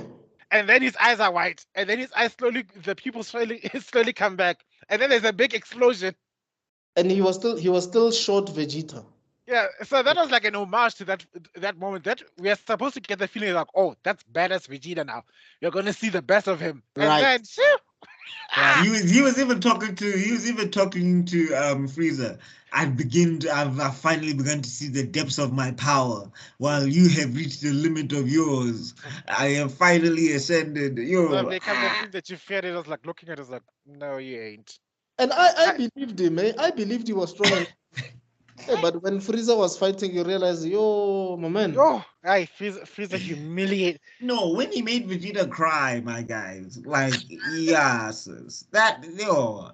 Yo, Vegeta threw everything he had, and this man just kicked it into the air, and Vegeta was crying. I was like like, Bro, that. you. this reminded That me of and something. that was a Gallic gun. Don't tell me if it wasn't. That was a purplish beam that that Vegeta shot to the planet. He didn't call it a Gallic gun, but it was a purple beam that could destroy a planet. In my opinion, that was one of the best moments where Vegeta is quick with the punches. Frieza just dodging them in slow motion, bro. Like, Oh, that was iconic, bro. No, yeah, that no, was. you want to know an iconic frame when Frieza has Vegeta by his neck With his and tail. then just punches him in his liver. I was like, yeah. Vegeta was a punching bag. And the way he's so polite and it's like, it pains me to do this, but you brought this on yourself, Vegeta. Like, what kind of pain is this? It's like it's like when your parents say this will hurt me, then it's gonna hurt you. Like Because you're lying. but remember, even though Frieza was messed up and whatever, he sort of treated Vegeta like his son in a way. By then, because basically he brought Vegeta up, you could say. Yeah, Yeah, after killing his planet and his father. Yeah, sure, I like guess. his. It was more like it was his favorite toy, Yeah, Mm. yeah.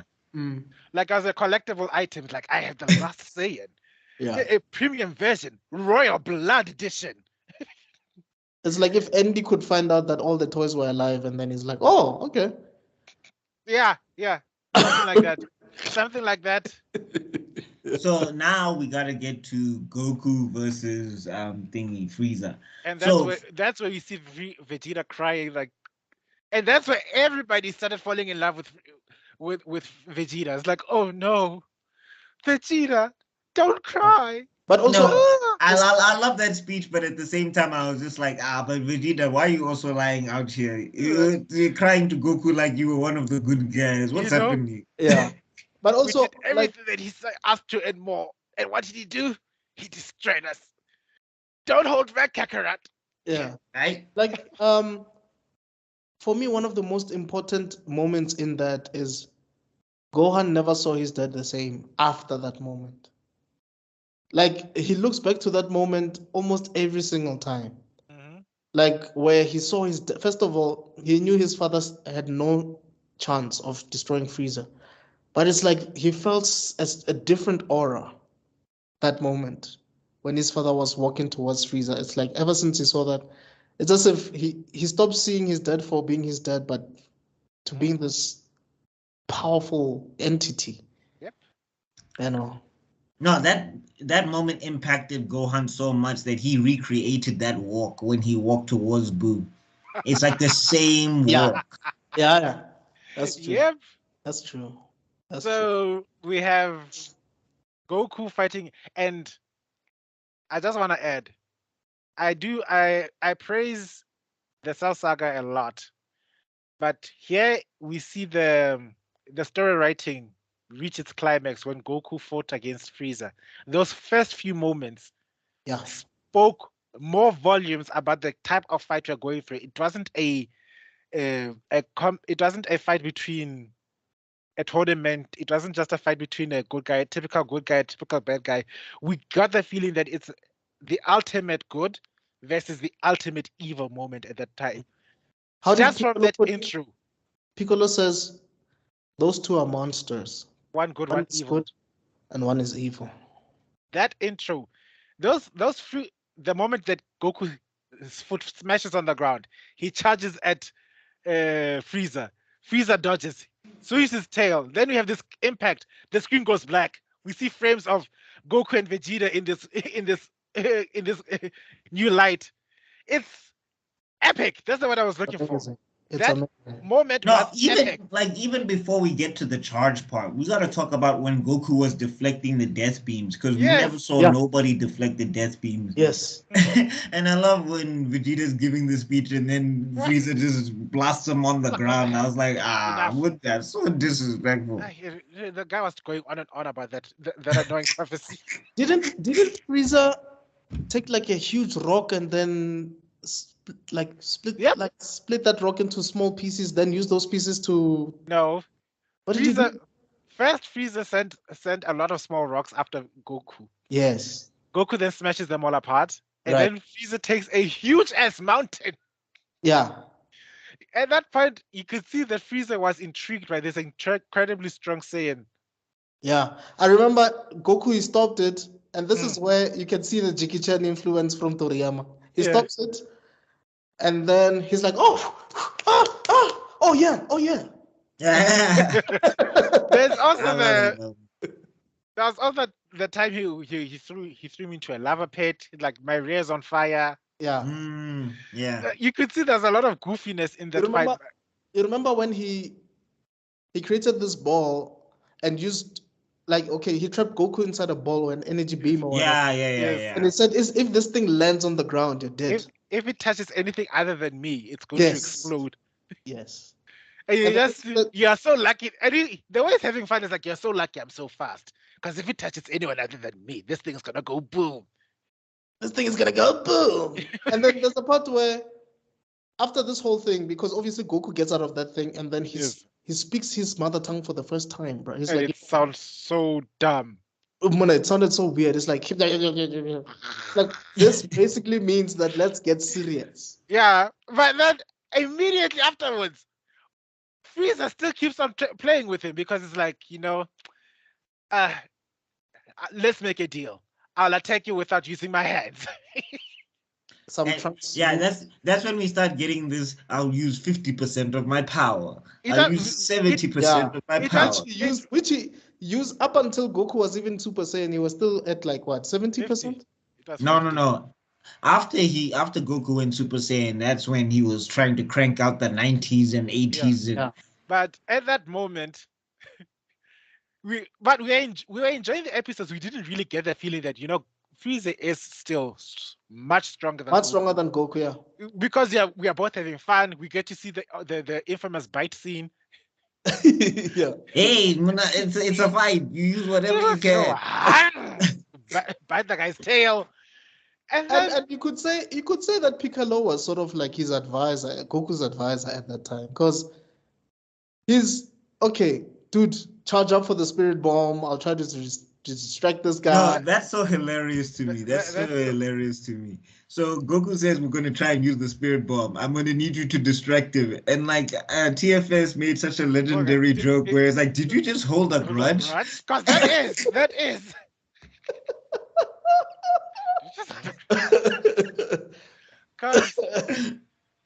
No, wait. After the hotel scenario, that's when you go to see Frieza become serious and use quote unquote 50% of his power, and then that's when disaster strikes. Look, he lost his tail before. He didn't want to lose it again. Yeah. and then that's when Goku whips out when we knew he was in trouble. When Frieza was stepping on his head, and then he's like, "I'm gonna find your planet. I'm gonna find your friend. I'm gonna find your family." What? And then Goku whips out the 20 times Kaioken, and you're thinking, "Hey, he's gonna do something here." Kamehameha! Blocks it with his hand. But in as much as this is one of the longest fights in history, if not the longest fight in anime history, I like the part where he's underwater, right? Yeah. and he does two. Oh, yeah. Leaves one over there, then Yeah. goes to the other side. He does one other. Then he does the Yamcha thing where Yeah. takes one out, and then Frieza is distracted, takes another out, and that was pretty cool. That's one Yeah. of the few moments where we realize that Goku isn't as dumb as people think he is. Yeah, yeah, But for the longest time, I didn't really believe Goku was dumb up until Super. me too. Yeah. Yeah, No, because I super think regressed his if, character. I think if you watched Dragon Ball Z in the original Japanese, or if you watched the movies or Yeah, read the manga, yeah, many people knew that Goku was stupid. But for us who got exposed to Goku from Dragon Ball Z, remember he died in Dragon Ball Z in the Saiyan Saga, so we never really got to see so much of his stupidity then. He was just training. right. And Right. then when you get to the Saiyan Saga, we see somebody who's willing to let enemies live. We didn't see somebody who was being stupid. Yeah, and, So and the stupid moments were things where we found funny stuff like, okay, guys, there's something that we really need to do first before we do anything else. yes, Can we get something to eat? It's Yeah. like moments are like, oh, yeah, well, it's dumb, but it's funny. or, You know, or, wait, or, he, or him having a Look at panic the attack mouthful. because he thought Vegeta was gonna give him an injection. yeah, So No, baby. I've never had that. Like I've always had this thing of Goku as a combat genius because remember, like the maneuvers that they pull against Vegeta in the Saiyan Saga, most of the ideas come from Goku. yeah, Yes, Like the team up spirit bomb thing, that's a Goku idea. yeah, right. encouraging his son to fight, and now he sees here with the Kame torpedoes, Yeah, and Yes, also with him him realizing that he needs to use the spirit bomb. yeah. I mean, he was being thrashed to the point he was hallucinating, and Vegeta had to come from from literal hell to give him a pep talk yeah. and say, "What are you doing? You're One of my insane. favorite Enjoy lines- this fight. I thought you loved fighting." one of my favorite lines is Frieza, where he says, pain. The last time I felt something like this was when I did something wrong and my parents were spanking me or something. Yeah, that's after he got It's kicked. cool. That's after the spirit, the Kami torpedoes actually. Yeah. Right. So we get to see a whole lot of nuance in, or rather, the power scaling issue reveal itself, just how strong Frieza was and how Goku refused to give up. Right. And then we have the spirit bomb scenario, which was surprise, surprise. I think everybody should really, at that point, we really shouldn't have been surprised that the spirit bomb didn't work. Yeah. No, that time we thought it was gonna work because we Because thought it was- everybody learned from the Saiyan Saga. We were like, no, come on, guys, this time. This time. And it was huge. It It was wasn't a small spirit bomb. That is a spirit bomb. That was No. a spirit. Like you even gave your energy. You even put your hands out Like- to hope you can help Goku from your living room. Yeah. That's true. That was the biggest spirit bomb. We're like, oh my god, it's enormous. We need to take the energy from the surrounding planets, And that's another thing that you see Goku's genius in. You never. I don't think King Kai would have taught him to absorb energies from the entire solar system. Yeah, that was his idea. Yeah, But you see, let's be honest. I feel like the most effective abilities that Goku has been taught were from King Kai and Master Roshi. Like, Yeah. Man, the Kaioken and the Spirit Bomb and Kamehameha. yeah, no. Spirit Bomb, it's like 1 out of 3. It's Spirit Bomb. It's the most powerful useless move in all of anime. No, it's in the series, it's absolutely useless. In the movies, it almost has 100% kill rate. Okay, yeah. It's sort of like the original. Okay, I don't know which one would you say inspired the Rasengan? Is it the Kamehameha or the Spirit Bomb? Kamehameha. Kamehameha. Yeah, that's because true. even when Naruto does it the first time, he does a Kamehameha stance. But it looks like the Spirit Bomb, right? When he's doing it, sort of. Yeah, but like even when he does it the first time, he does it like this. Right. And the way he keeps on mentioning it the whole time, it's basically Kamehameha. Rasengan! Rasengan, or Odama Rasengan, too many of them. I think that the one thing we have to learn, and I think that's Dragon Ball Z's fault. Wow, having to name your attacks. Woo! Yeah. and they're calling them out loud. Guys, it's okay. Special beam cannon.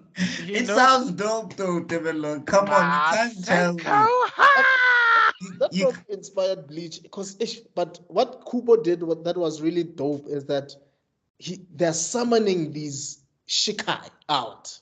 Yeah, They're no, not just saying whatever. It's like, no. rise from the ashes or Pay, whatever. pay attention.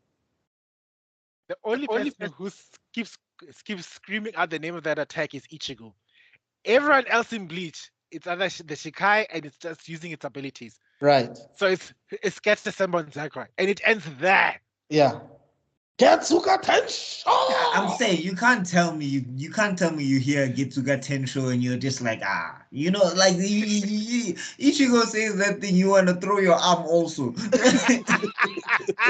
Like when Goku says Kamehameha, when we get to it, we'll get to it. But when Gohan does it, and you just hear Kame, you don't want to say that. Dog, we said it every time. Yo. But which one is cooler though that Gohan does? Is it the Masenko or the Kamehameha? No, that dog. No, we're gonna get sidetracked. Let's keep going. Let's go back. We are about to hit the most important part of the entire Frieza saga. When Frieza shows himself that he survived from the spirit bomb, Right. shoots Piccolo, and then he does the biggest mistake of his life. Kills Krillin. But again, Krillin, my guy, after that tail, after that Reddit's tail, he never recovered because he's just been suffering this entire saga. He's been stabbed. He's had his neck broke. He's got killed. Got threatened by Vegeta. There's something I want to mention though quickly before we go further. Yeah. There was one thing that really pissed off Frieza, and is that Goku was laughing every time he was getting his butt kicked. Yeah. Goku was laughing only because he knew what he was doing. No, Goku has that smile even when he's getting his ass whooped. You just see that resigned smile in his face. Ah! Why are you smiling? You know? Yeah. No, because the thing is, that's the other thing with Goku that people always say Goku's not an interesting character, and they miss the nuance of who this character is. As a Saiyan, he enjoys the fight. Right. But he's the kind of guy where the harder it is, the better it is for him. Right. If something is too easy, he's not going to enjoy it. Right. Which is what I think people forget. That's true. That's why he's always looking for the next strongest challenge. Yeah. But also and protecting his family in Z. I don't know what they're doing in Super. Yeah, facts. Yeah, I don't think so. We have that moment where Krillin becomes space powder. And that's the first time you see Goku doesn't smile. He doesn't laugh. He doesn't. Being pissed off. And Frieza thought that he finally got him. It's like, you know what? I finally got an emotional response that I liked. Yeah. But that was the wrong one, buddy. Biggest mistake of his life. Have done. Yeah. I mean, let's talk about one of the most iconic. It's the iconic transformation in anime. You killed my best friend. By this time, I won't let you get away with this. I think it's a good thing that Vegeta didn't see it. It would have traumatized them. No, what gets me going is that technically we had all seen Super Saiyan, but we didn't know it was Super Saiyan because we've all watched the intros of Dragon Ball Z. Right. Right. Like, because even Vegeta, Trunks, and Goku Super Saiyan. Because they saw Trunks with the sword. They saw Vegeta powering up to becoming a Super Saiyan. No. That's like the later. That's in the Cell Saga. What they did is they show that scene from Slug where Goku does kind of go Super Saiyan and he's like yellowish and whatever, and they're like it was fake Super Saiyan or something. It was the original concept. But you should check the last two clips before they show the Z Fighter standing and Goku landing. It's Trunks with the sword as a Super Saiyan. I think that's when he was cutting Frieza and Vegeta transforming. But what I'm saying is that's a second intro. There's two intros. So there was the one where they were just using the Tree of Might, Lord Slug, and the other thing. And then there was the other one where after Goku went Super Saiyan, they started introducing more people who were going to turn Super Saiyan. I think that intro was shown in the DSTV version because In the ones I've been plagiarizing, well, nobody can see my face. I can be honest now. In the ones that in the ones that I took, the Super Saiyan transformation was there, but it never clicked that that's the Super Saiyan transformation. Yes. Oh, okay. Now I got a different version on SABC. And what was that show? Do you guys remember it, man? There was that green guy in Dub. red jumps. Dub. Yes, There we go. It was SABC 2. I'll send you guys. Yes. I'll send you the clips of what I'm talking about in the WhatsApp. It'll make sense. No, I know what you're talking about. I know it. Oh. I know what you're talking about. I just remember I remember I didn't get to see Super Saiyan. Or we didn't get to see Super Saiyan. No. I'm talking about the Rock the Dragon. Oh. Yes. In the Rock the Dragon intro, you'll see the last three clips. You see 3 Super Saiyans, but we never connected. We didn't. We just thought they were just powering up. We didn't know that it was Super Saiyan. Yeah. But then Super Saiyan happened. The whole country lost its shit. And that was before we had to write our exams. Just like he broke the internet when there was no internet to break. Guys. That was probably the highest rated episode on SABC2 at the time. Yeah. I don't want to lie, bro. Like, I'm sure whoever came up with the idea to play Dragon Ball Z on SABC2 at 4 was like, ha, when am I getting my bonus, niggas? Like, And the thing is, when we watched it, man, there was lightning outside, there was wind. Yeah, we thought that was a funny day. It went with the episode, though. You know? Yeah. And that was epic. And that fight between Goku and Frieza afterwards. And also and that's what I like about it. It wasn't just like, oh look, he's powered up, now he's just gonna beat Frieza. Frieza fought tooth and nail. He refused to submit. He refused to be the submissive. Yeah. But also to show how serious Goku was, he wasn't playing with Gohan, bro. He was like, Gohan, go. Take everybody here and leave now. But then Gohan, you're like, okay, this is serious. Goku's being a father now. Yeah. And I remember there was some TikTok they were explaining it in great detail that if Goku likes to fight on the ground, right? Because it's his love for fighting always shows through his techniques, and his techniques is usually done on ground level. But when he snapped against Frieza, he was fighting him in the sky. He was like, "You ain't running from me." First, he's like, "I'm gonna break your hand. I'm going to break your back." That knee to the back when he got him in midair. Even I felt it like, oh. Yeah. Talk about that iconic pose, man. He used to have this iconic pose where he looks at you from like this. Yes. Yeah. Yes. Then you know, bro. Once he looks at you like that, it's over, though. And then the sky, he died. Oh, and then Frieza decides, you know what? I want to blow up this planet. In 5 minutes. And he missed. To this day, it's the biggest joke of my life. Like, how can you miss? How can you miss an entire planet? He was nervous. He was performing under pressure. I know, man. And you sort of you start to understand what Vegeta was talking about. Like, you start understanding why Frieza had to kill the Saiyans. It's because this is what he was afraid of. Because he was like, who are you? And this is the iconic line that Sean Chamel to this day likes using. I'm a force of good. Evil to you. I'm the hope of the universe. I love Everything that is speech. good. I love. There's 2 versions of it, and people like the second version because it's more true to the manga or whatever. But I love that Funimation speech. Ally to good, nightmare to you. Because the second one he includes the Son Goku line. Yeah. Which Christopher Sabat allowed him to do. It's like, okay, fine, use it. But no, that was the first time we had our nerdgasms. Let's be honest. Oh, Dragon Ball Z took our nerdgasm fecas with that moment. Dude, like we're never the same. Your parents said go buy bread. The shop is about to close in 5 minutes. So like, Mom, today we're not forget it. Like, stop. It's okay. I'll get in trouble. It's fine. It's fine. It's fine. Let me finish this, please. Then the honest issue, the ultimate thing, get like team. And there was no such thing as load shedding, so you didn't worry that you were gonna miss this thing. It was, and that the time as well. It didn't interfere with Days of Our Lives or the book. No. It It was was your just before. time. It was our time. Yeah. Yeah. Yeah. I used to say the whole country stood still at 4:30 because that's when it played. Yeah, but that was the longest fight, guys. Let's be honest. Yo, Okay, even after he transformed this to a Super Saiyan, like an extra 10 episodes. Man. And then they had then they got the dragon back from Namek. No, guys, we skipping, guys. We gotta talk about when Goku was like, what's this? I'm gonna slap some sense into you. I've never seen people use backhands that was the end of the fight. Bah, bah.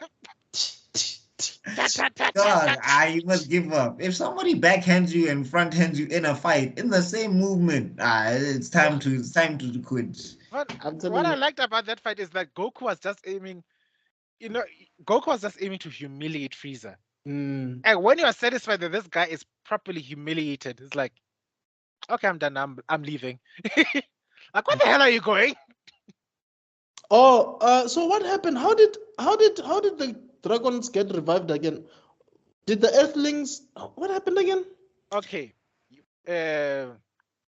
Popo gathered the Dragon Balls at super fast plot hole breaking speed. It's not hard to find them, and by Dragon, Bulma was in space at the time. Yeah, Popo just got the Dragon Raider. It's Popo. He's a magic genie. But it sort of makes sense because Popo has been Kami's assistant for eons. So, but still, the speed. It wasn't even like a day. It was like it doesn't even an afternoon. That's true. There's a couple of hours. That's true. And then he gets the Dragon Balls. He says, "Okay, bring back to life every single person that was killed by Frieza and his men." Right. Then they all come back, including Vegeta. Right. Then Vegeta gets to see Kakarot, you old dog. You finally did it. Dog, you did it. Like, it's impossible. I thought you're dead. You must be a ghost. Can a dead person do this, Frieza? Boop, gone. Which, like, exactly. That's exactly what a ghost would do. He'd vanish in front of you.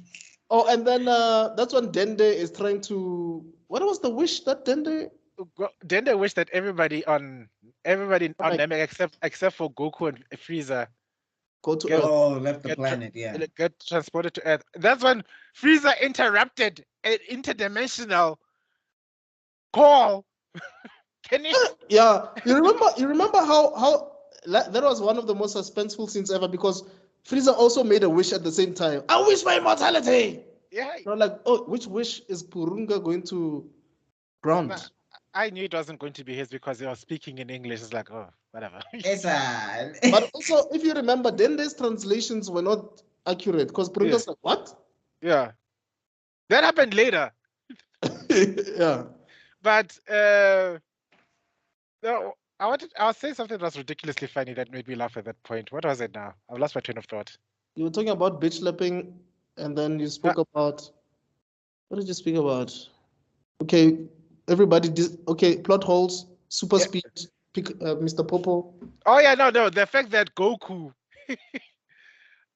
interfered in a call between King Kai and Kami. Oh. And told him, no. Let me stay with Frieza. Now imagine the level of power. You're having the fight of your life. And at the same time, you're dialing in at somebody else's call. Dude. Who's in literally the afterlife. Dude. How Super Saiyan, my guy. Super Saiyan, he was just flexing. No, the other thing that introduces, because the thing about Super Saiyan that's also iconic when you guys are talking about plot is that it also reveals kind of what the Goku Saiyan nature. Like he's not like you see him as a Saiyan more so than you've ever seen him before when he turns Super Saiyan. Right. Because Saiyan. Yeah, because Saiyans, like every Saiyan outside of Trunks is the only one. Every Saiyan, whenever they get that power up, that's when they start flexing. You see the true colors, bro. No. They don't listen to anybody. Trunks included. No. Let me tell you, the only reason he doesn't do it anymore is that he got properly humbled by Yeah. the androids back in his And timeline. so, yeah. He never. When has Trunks flexed? I When don't when remember. Trunks When Frieza? when it first turned into Super Saiyan Hmm. back in the movie, and he flies back to go fight against the androids from the alternate timeline where Gohan died. Hmm. He was he went ham, and he literally fought them tooth and nail, and he fought his heart out, and you could see like, yeah, he's really trying to flex, only for it to turn out like that is nothing, guys. That was But absolutely. also, he was flexing when he was fighting Frieza, though. No, I mean it was a quick flex. It was a very one, two, 1, 2, 3. Yeah, After he went Super Saiyan, he wrapped it up fast. But Tibelo is making a good point. I think yeah. after everything that Trunks has gone through, flexing is the last thing that he would ever do ever again. Because he knows. Generational trauma. Generational trauma. So No, if he was the protagonist of Dragon Ball Z, the world would never be in danger. Because the minute he gets a chance, it's game over. it's game over. And I think that's why he warned Vegeta. He said, dude, Dad, let's not allow this guy to transform again. Let's kill him now. Oh, You know, talking to the most proud character in the whole of Dragon Ball Z. definition of pride. Yo. Then we have back at this whole Frieza arc. That's when you see this glorious fight, and yeah, and the other thing that stands out from the Frieza and Goku fight is that there's absolutely no beam battle. Oh yeah. The Right. closest thing we see to a beam battle is when Goku shoots the Kamehameha and Frieza generates this gigantic energy ball around himself, this purple energy ball, and he collides with it. He was tackling the beam himself. It wasn't necessarily Right. a beam versus another beam, which is something very true to the arc itself, because at that point, it's not a skilled warrior versus another skilled warrior. It's the ultimate good versus against the ultimate evil. Mm. We are fighting for survival. We are not fighting for points. And then the other thing that we have to talk about is Goku's iconic line in that fight, my guys, where he's just like, what's this? What did he say? What's this? Why? No. So there's two things. It's like, why do you resort to name calling? Yeah. It's like I guess you're so weak. That's the only way that you can challenge me. Yo. And I was like, Yeah. Yo. and then the other one, you lost to a superior fighter. And on top of that, he was just a monkey. Yeah. Hey. And if you pay attention, he's never called them monkeys to their faces ever again. Yeah. And most of the time the only thing he was saying is, it can't be. Yeah. How can this be? How can this be? I know that was a rude awakening. Imagine that. Like, look at it from Frieza's perspective. He woke up that morning thinking, you know what? I'm just gonna go to this planet that I've dominated. I'm just gonna go pick up Dragon Balls. I'm gonna go get myself some immortality. Can't do that. Yeah, it's gonna be the hardest day of his life. You know, now that you mention it, I'm now realizing that everything happened in a day. Like, I didn't actually realize this until you mentioned it. Canonically speaking, they said it was about a week, but because because Namek has what, 2 sons? 2 suns, so there's no sunset. And at the same time, Goku traveling from Earth to Namek in a day. I think it was a couple of days. I'm not sure, because the timeline doesn't make sense. That's why that power up with him training at 100 times gravity also did like wow. Right. No, but I'm just saying, like, there is a time when Frieza woke up and he was like, he has all the Dragon Balls. There was a time when things were going great for Frieza. Everything was going well. And then this guy comes in and...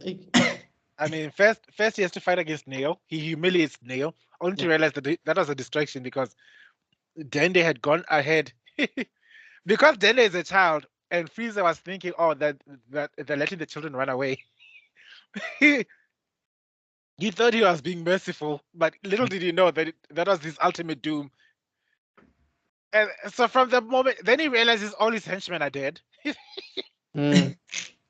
the only one left.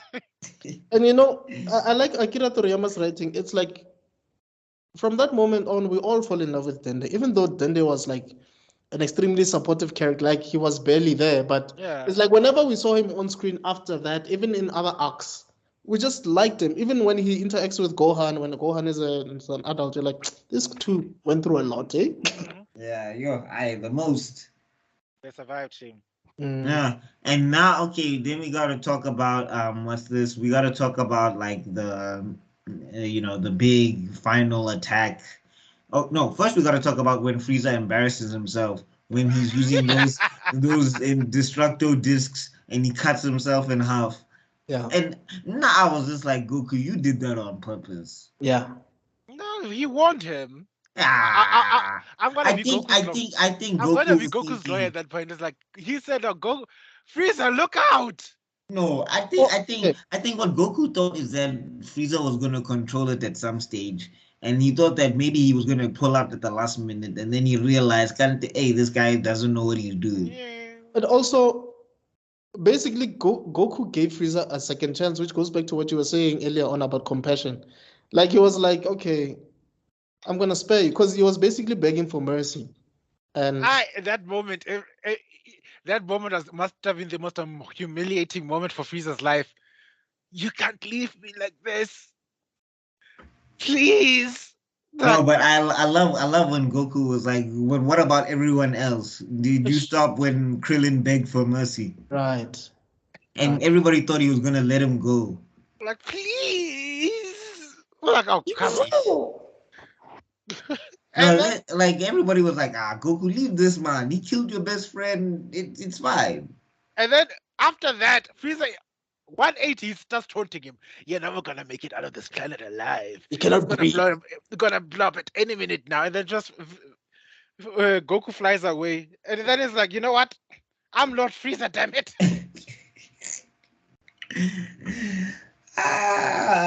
You fool. Yeah, that is the best you fool moment of them all. You fool. Yeah.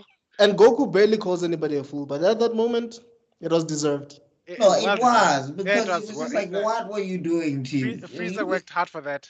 Frieza really worked hard for that. And yeah, basically, we are led to believe that Goku is dead because the planet gets destroyed. Only to realize a year later. Oh, not even a year later. These two people actually, none of them died. None of them died. And Goku didn't die. Well, I mean, Frieza was close because that man he looked like broken up pieces of biltong floating in space. Exactly. And basically, you have Vegeta laughing because he's happy that he's now the strongest character. But even then, like when he was busy beating the crap out of Gohan on Earth at that point. Gohan Shem, yo. Yeah. And then like he's about to do. Yeah, I think he was about to land a finishing blow. Then Piccolo teleports behind him, like ching. Like try it, see what happens. Then Vegeta flies away.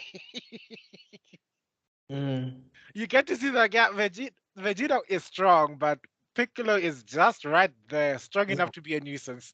Yeah. So Vegeta wasn't really gonna do anything on Earth. But I'm glad, yeah, no, Akira is a brilliant writer.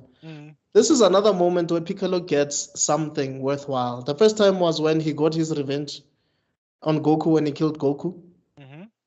The second time is Piccolo actually getting to see his home planet, interacting with his people, with his kin. It's like basically if Kal-El was to meet a lot of Kryptonians, and that was cool. That was cool, yeah. And that's also the moment we get to see that, you know what? This arc is where we get to see Goku become the asshole father that everybody talks about.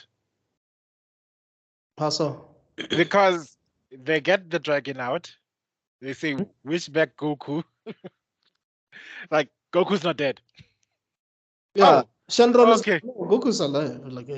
Oh, okay. Then bring him here. He doesn't want to come. I was like, what? He's training. He's prepping.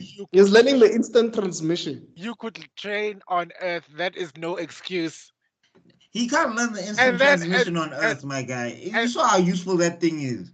And then to make things worse, if you are alive all that time, at least message your guys at home and say, Gohan, listen, I'm still alive. I can't come home right now because I need to train or control of this new power. But I'm gonna be back soon. I love you very much. See you later, Dad. Nothing like that. It's all You make your son believe that you're dead for a year. right. He didn't know how to use a phone. Come on, didn't- guys. How many times have you connected talking telepathically?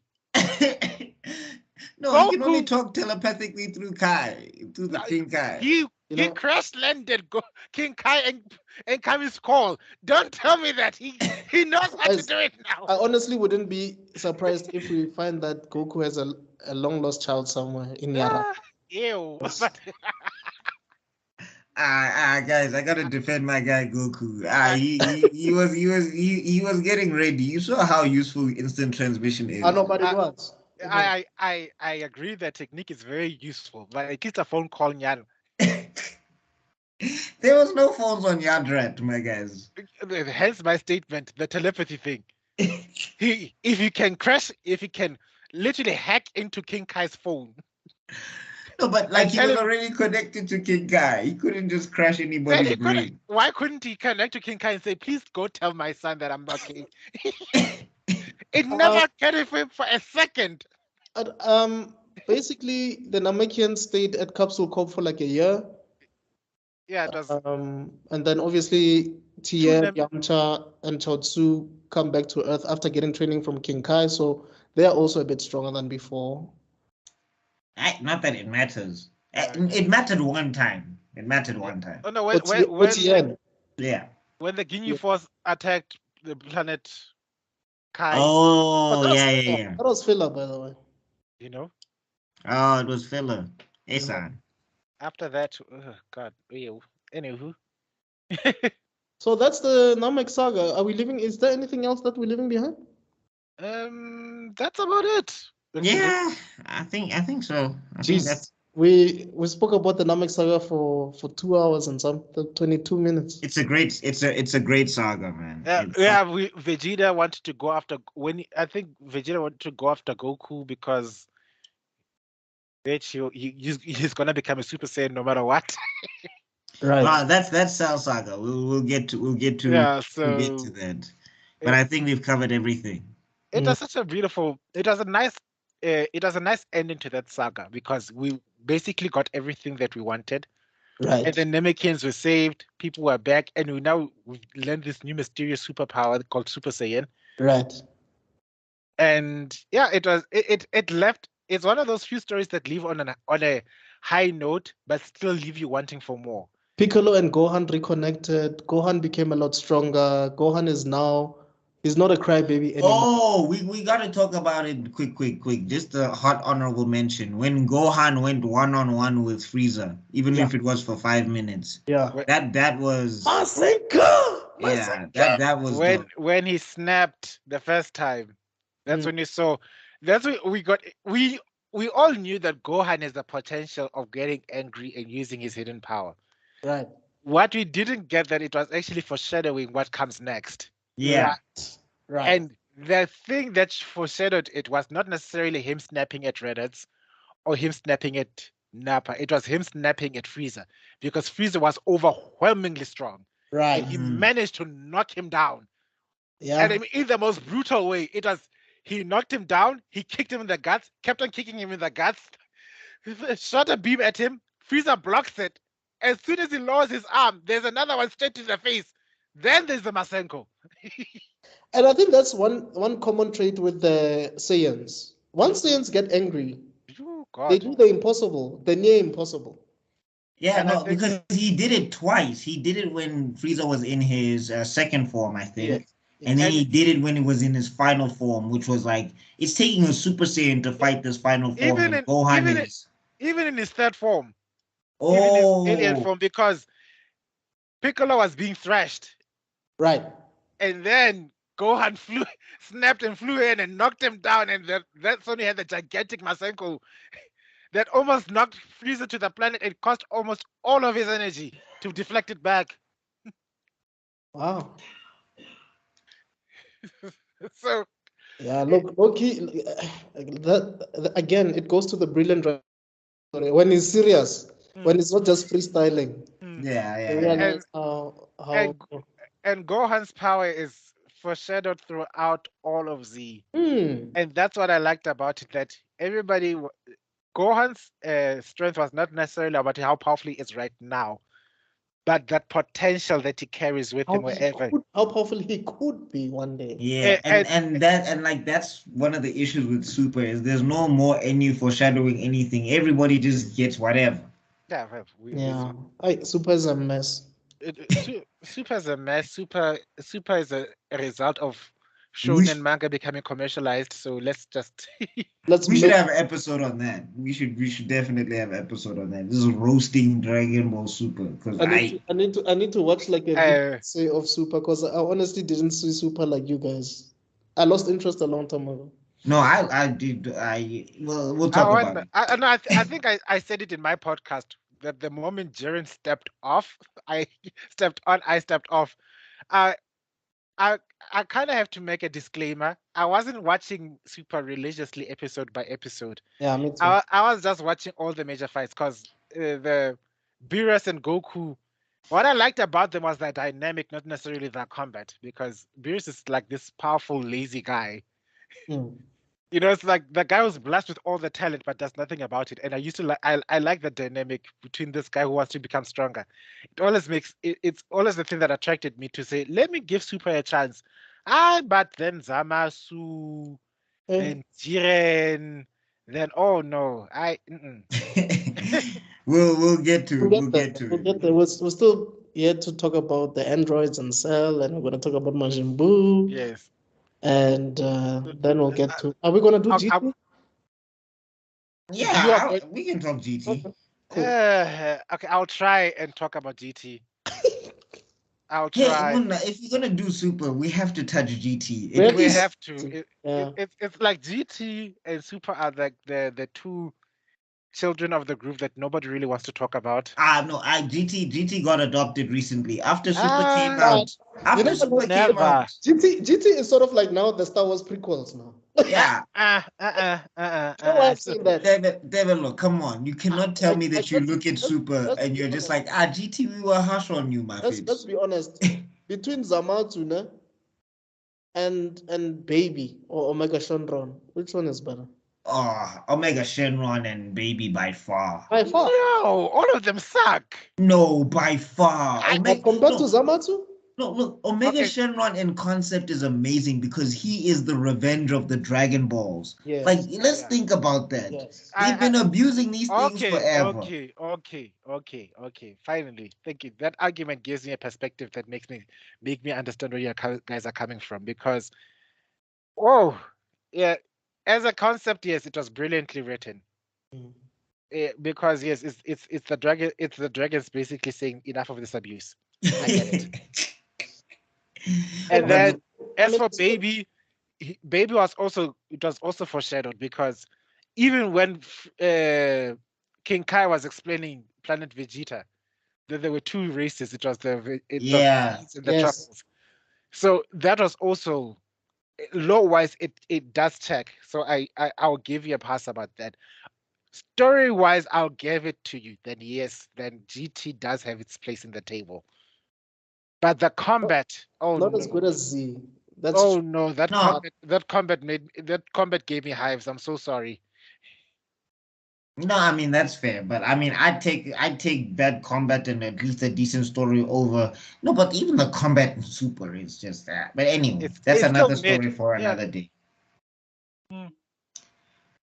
All right, So gents. I I'm think is there done. anything else that we need to add? I, ESCOM is stalking us here.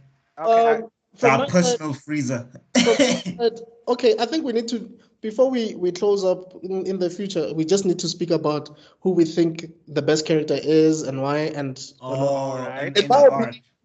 in my opinion, I still think that Vegeta, because like I said, he carries the story forward in a sense that he helps Krillin and Gohan, giving them Saiyan armor, helping Goku get healed. He's our Saiyan guidebook. He's the one that yeah, he makes the story interesting. Okay. We see him kill Dodoria and Zabon and Kui and Yeah. his fights with the Ginyu Force and killing all the Ginyu Force members and trying to become a Super Saiyan. Like for me, that's not I see not that that, he's the but it's still strongest, but Goku for for me, me. he's the best. I see that, but it's still Goku for me in the Frieza saga. Like Yeah, it's same here. Right, just the way that he went Super Saiyan, the way that he changed as a right, Super Saiyan, the right. way that his whole Mm. like he was still Goku, but his whole demeanor turns around and everything, and like yeah, it was like Vegeta is strong second, but I think Goku for me is still the best character in the Frieza saga. I agree. Well, I agree in a sense that, okay, let me put it like this. The reason I agree with you guys is only because Vegeta hyped him up so much. Right? Like, like honestly, Vegeta hyped up Goku so much We that never had of a Super Saiyan. yeah, by the I time think the it set was. was talking about, it's like, yo, I think Vegeta mentioned it once in the Saiyan saga while teasing Gohan, mm, like the little Super Saiyan. right. But then, Mm. apart from that, it's Vegeta who really carries this whole prophecy of the Super Saiyan thing. That Mm, I have to give it to Goku for this arc. It's yes, he was carried by the plot. There's no way you can explain against the times how ridiculously strong he becomes so quickly. right. But he's the one who he's the one who made that fight even no, taking away the fact that that fight was ridiculously long. Mm-hmm. He's the one that shows that uh, he's the one who made the fight between Goku and Frieza enjoyable, ridiculously long as it Yeah, was. yeah, It was a fun fight. That's why I can't enjoy Kai. right. I Because I everything is love summarized. I like the fact that people were complaining that Dragon Ball Z is too long, and yes, it is too long, but still, that fight between Goku and Frieza, even with its length, it didn't feel that long. It Yeah, was just fun. yeah. And No, the thing is, we were watching week to week. That's what made it painful. Yes. Like, yes, if you get to binge it and watch it all together, it's hey, that's too amazing. But if much. you're watching week to week, it's like, yo, Find out. Mona. When you hear that old man, like, oh no, Gohan is And charging into the fight. Will he also, survive against the overwhelming onslaught of Frieza? Hey, son. Find out in the next episode of I Dragon think Ball Z. I think also the commentary from Piccolo and Vegeta made it. You know, like when you're watching WWE and you have those two Yes. guys. Yeah. It's a swapper knocker. Oh, he hit him with the Kamehameha. Oh, And, it came out of nowhere. and then you'll explain that, oh no, Goku is in trouble. He used up the last of his energy. We Yes, don't know that. It had to be Piccolo that explained it to us during yes. that fight. Because we were Gohan. We were Gohan. Yes. We were failing to catch up on some fight scenes, and you know what I'm Even saying? in even in the Saiyan saga, we couldn't see these people moving faster than light. Yes. So we're like, God, like they vanished. Of course not. They're moving really fast. Use this and look look at it like that. It's like how? So And you realize we that got to see that movement. Like Gohan was constantly in training even during a fight because Yeah. Piccolo was teaching him something every time. hmm, Dodge. dodge. Okay, Oh God. okay, yeah. Okay. Weakest character Weakest character. or the Goldo. least interesting? Goldo. The least interesting plot wise for this particular arc. Mm, Wow, there's so many. Nah, But my pick is Goldo. yeah. He was in and out. No Right. one. You just no remember him no for no his design. no. God, at least we know that we got to see his time stop abilities. The guy who takes the biggest L for me in this saga has to be Dodoria. Oh yeah. Dodoria just broke a person's neck, I mean, even Gohan, killed a couple of guys, like and then kids, Vegeta. Gohan. Yeah, but who did Gildo take out though? Like Gildo didn't do anything. Oh, that's true. Ah, yeah, that's true. That's true. Yeah, then it has to be Goldo here, right? No, it's Golda. You're right. Yeah, no, it's Goldo. No. He pauses there, he throws a log, and then he's dead. That's all he does. Not only hope is he that- dead, he gets decapitated. You'd hope that his four eyes would give him more foresight, but not. Okay, Zilch. fine then. Goldo it is. That's our final he answer. just saw his death in 4D. That's all that happened. That's all that happened. You're absolutely right. Okay, no, that's about it, guys. That is about it from me. Hi, this was fun, and I'm just gonna give you a word of warning for the Cell Saga, right? Because I can see how long this call has been. Cell Saga is gonna be longer than this, isn't This it? is going to be way longer. I have so much to say about the Cell Saga. Yeah, there's a lot to cover. I There's a lot hope to you cover. guys forgive me if you're gonna say it's too long. Well, I don't know if we'll break it into parts or something. Because, whoa, I think we should. We should do the Android part, Right. and then we should do the So oh, no. two-part videos. Yeah, We'll figure it out we'll when we figure it out figure it because out. Yeah. because we have to do the Androids, then we have to do So 17 and 18, and then Cell yeah. or something like Yeah. that. Because hey, Shim, you'll die. Yeah. No, that's true. There's We'll a be, lot. here, we'll be here for 8 hours. We'll have to invite Backmeister over to one of our sides, and then we'll have to have it because that's screw load shedding. We're not stopping. Yeah, no, you're not stopping on the like this one will require a different time because we're gonna talk for a while. Yeah, we're gonna talk for a while, Chim. Cells look good for me. So Okay, I know, guys. I think we can shut it down. Buck, are you gonna? Oh, should I take us out? Yeah. Thank you everybody for watching and all of that stuff. Please like, share, subscribe, go follow us on our various social medias. Make sure to go follow Mr. Extraordin on the TikTok and all of that good stuff. And go follow Mr. Develo on all the TikTok and all of that good stuff. You love South African Dragon Ball Z content, this is the place where you're gonna find it. Please go share on all of your various social medias, and we'll check you all in the next video because we all have to be out. Peace. Peace. yeah, this is fun.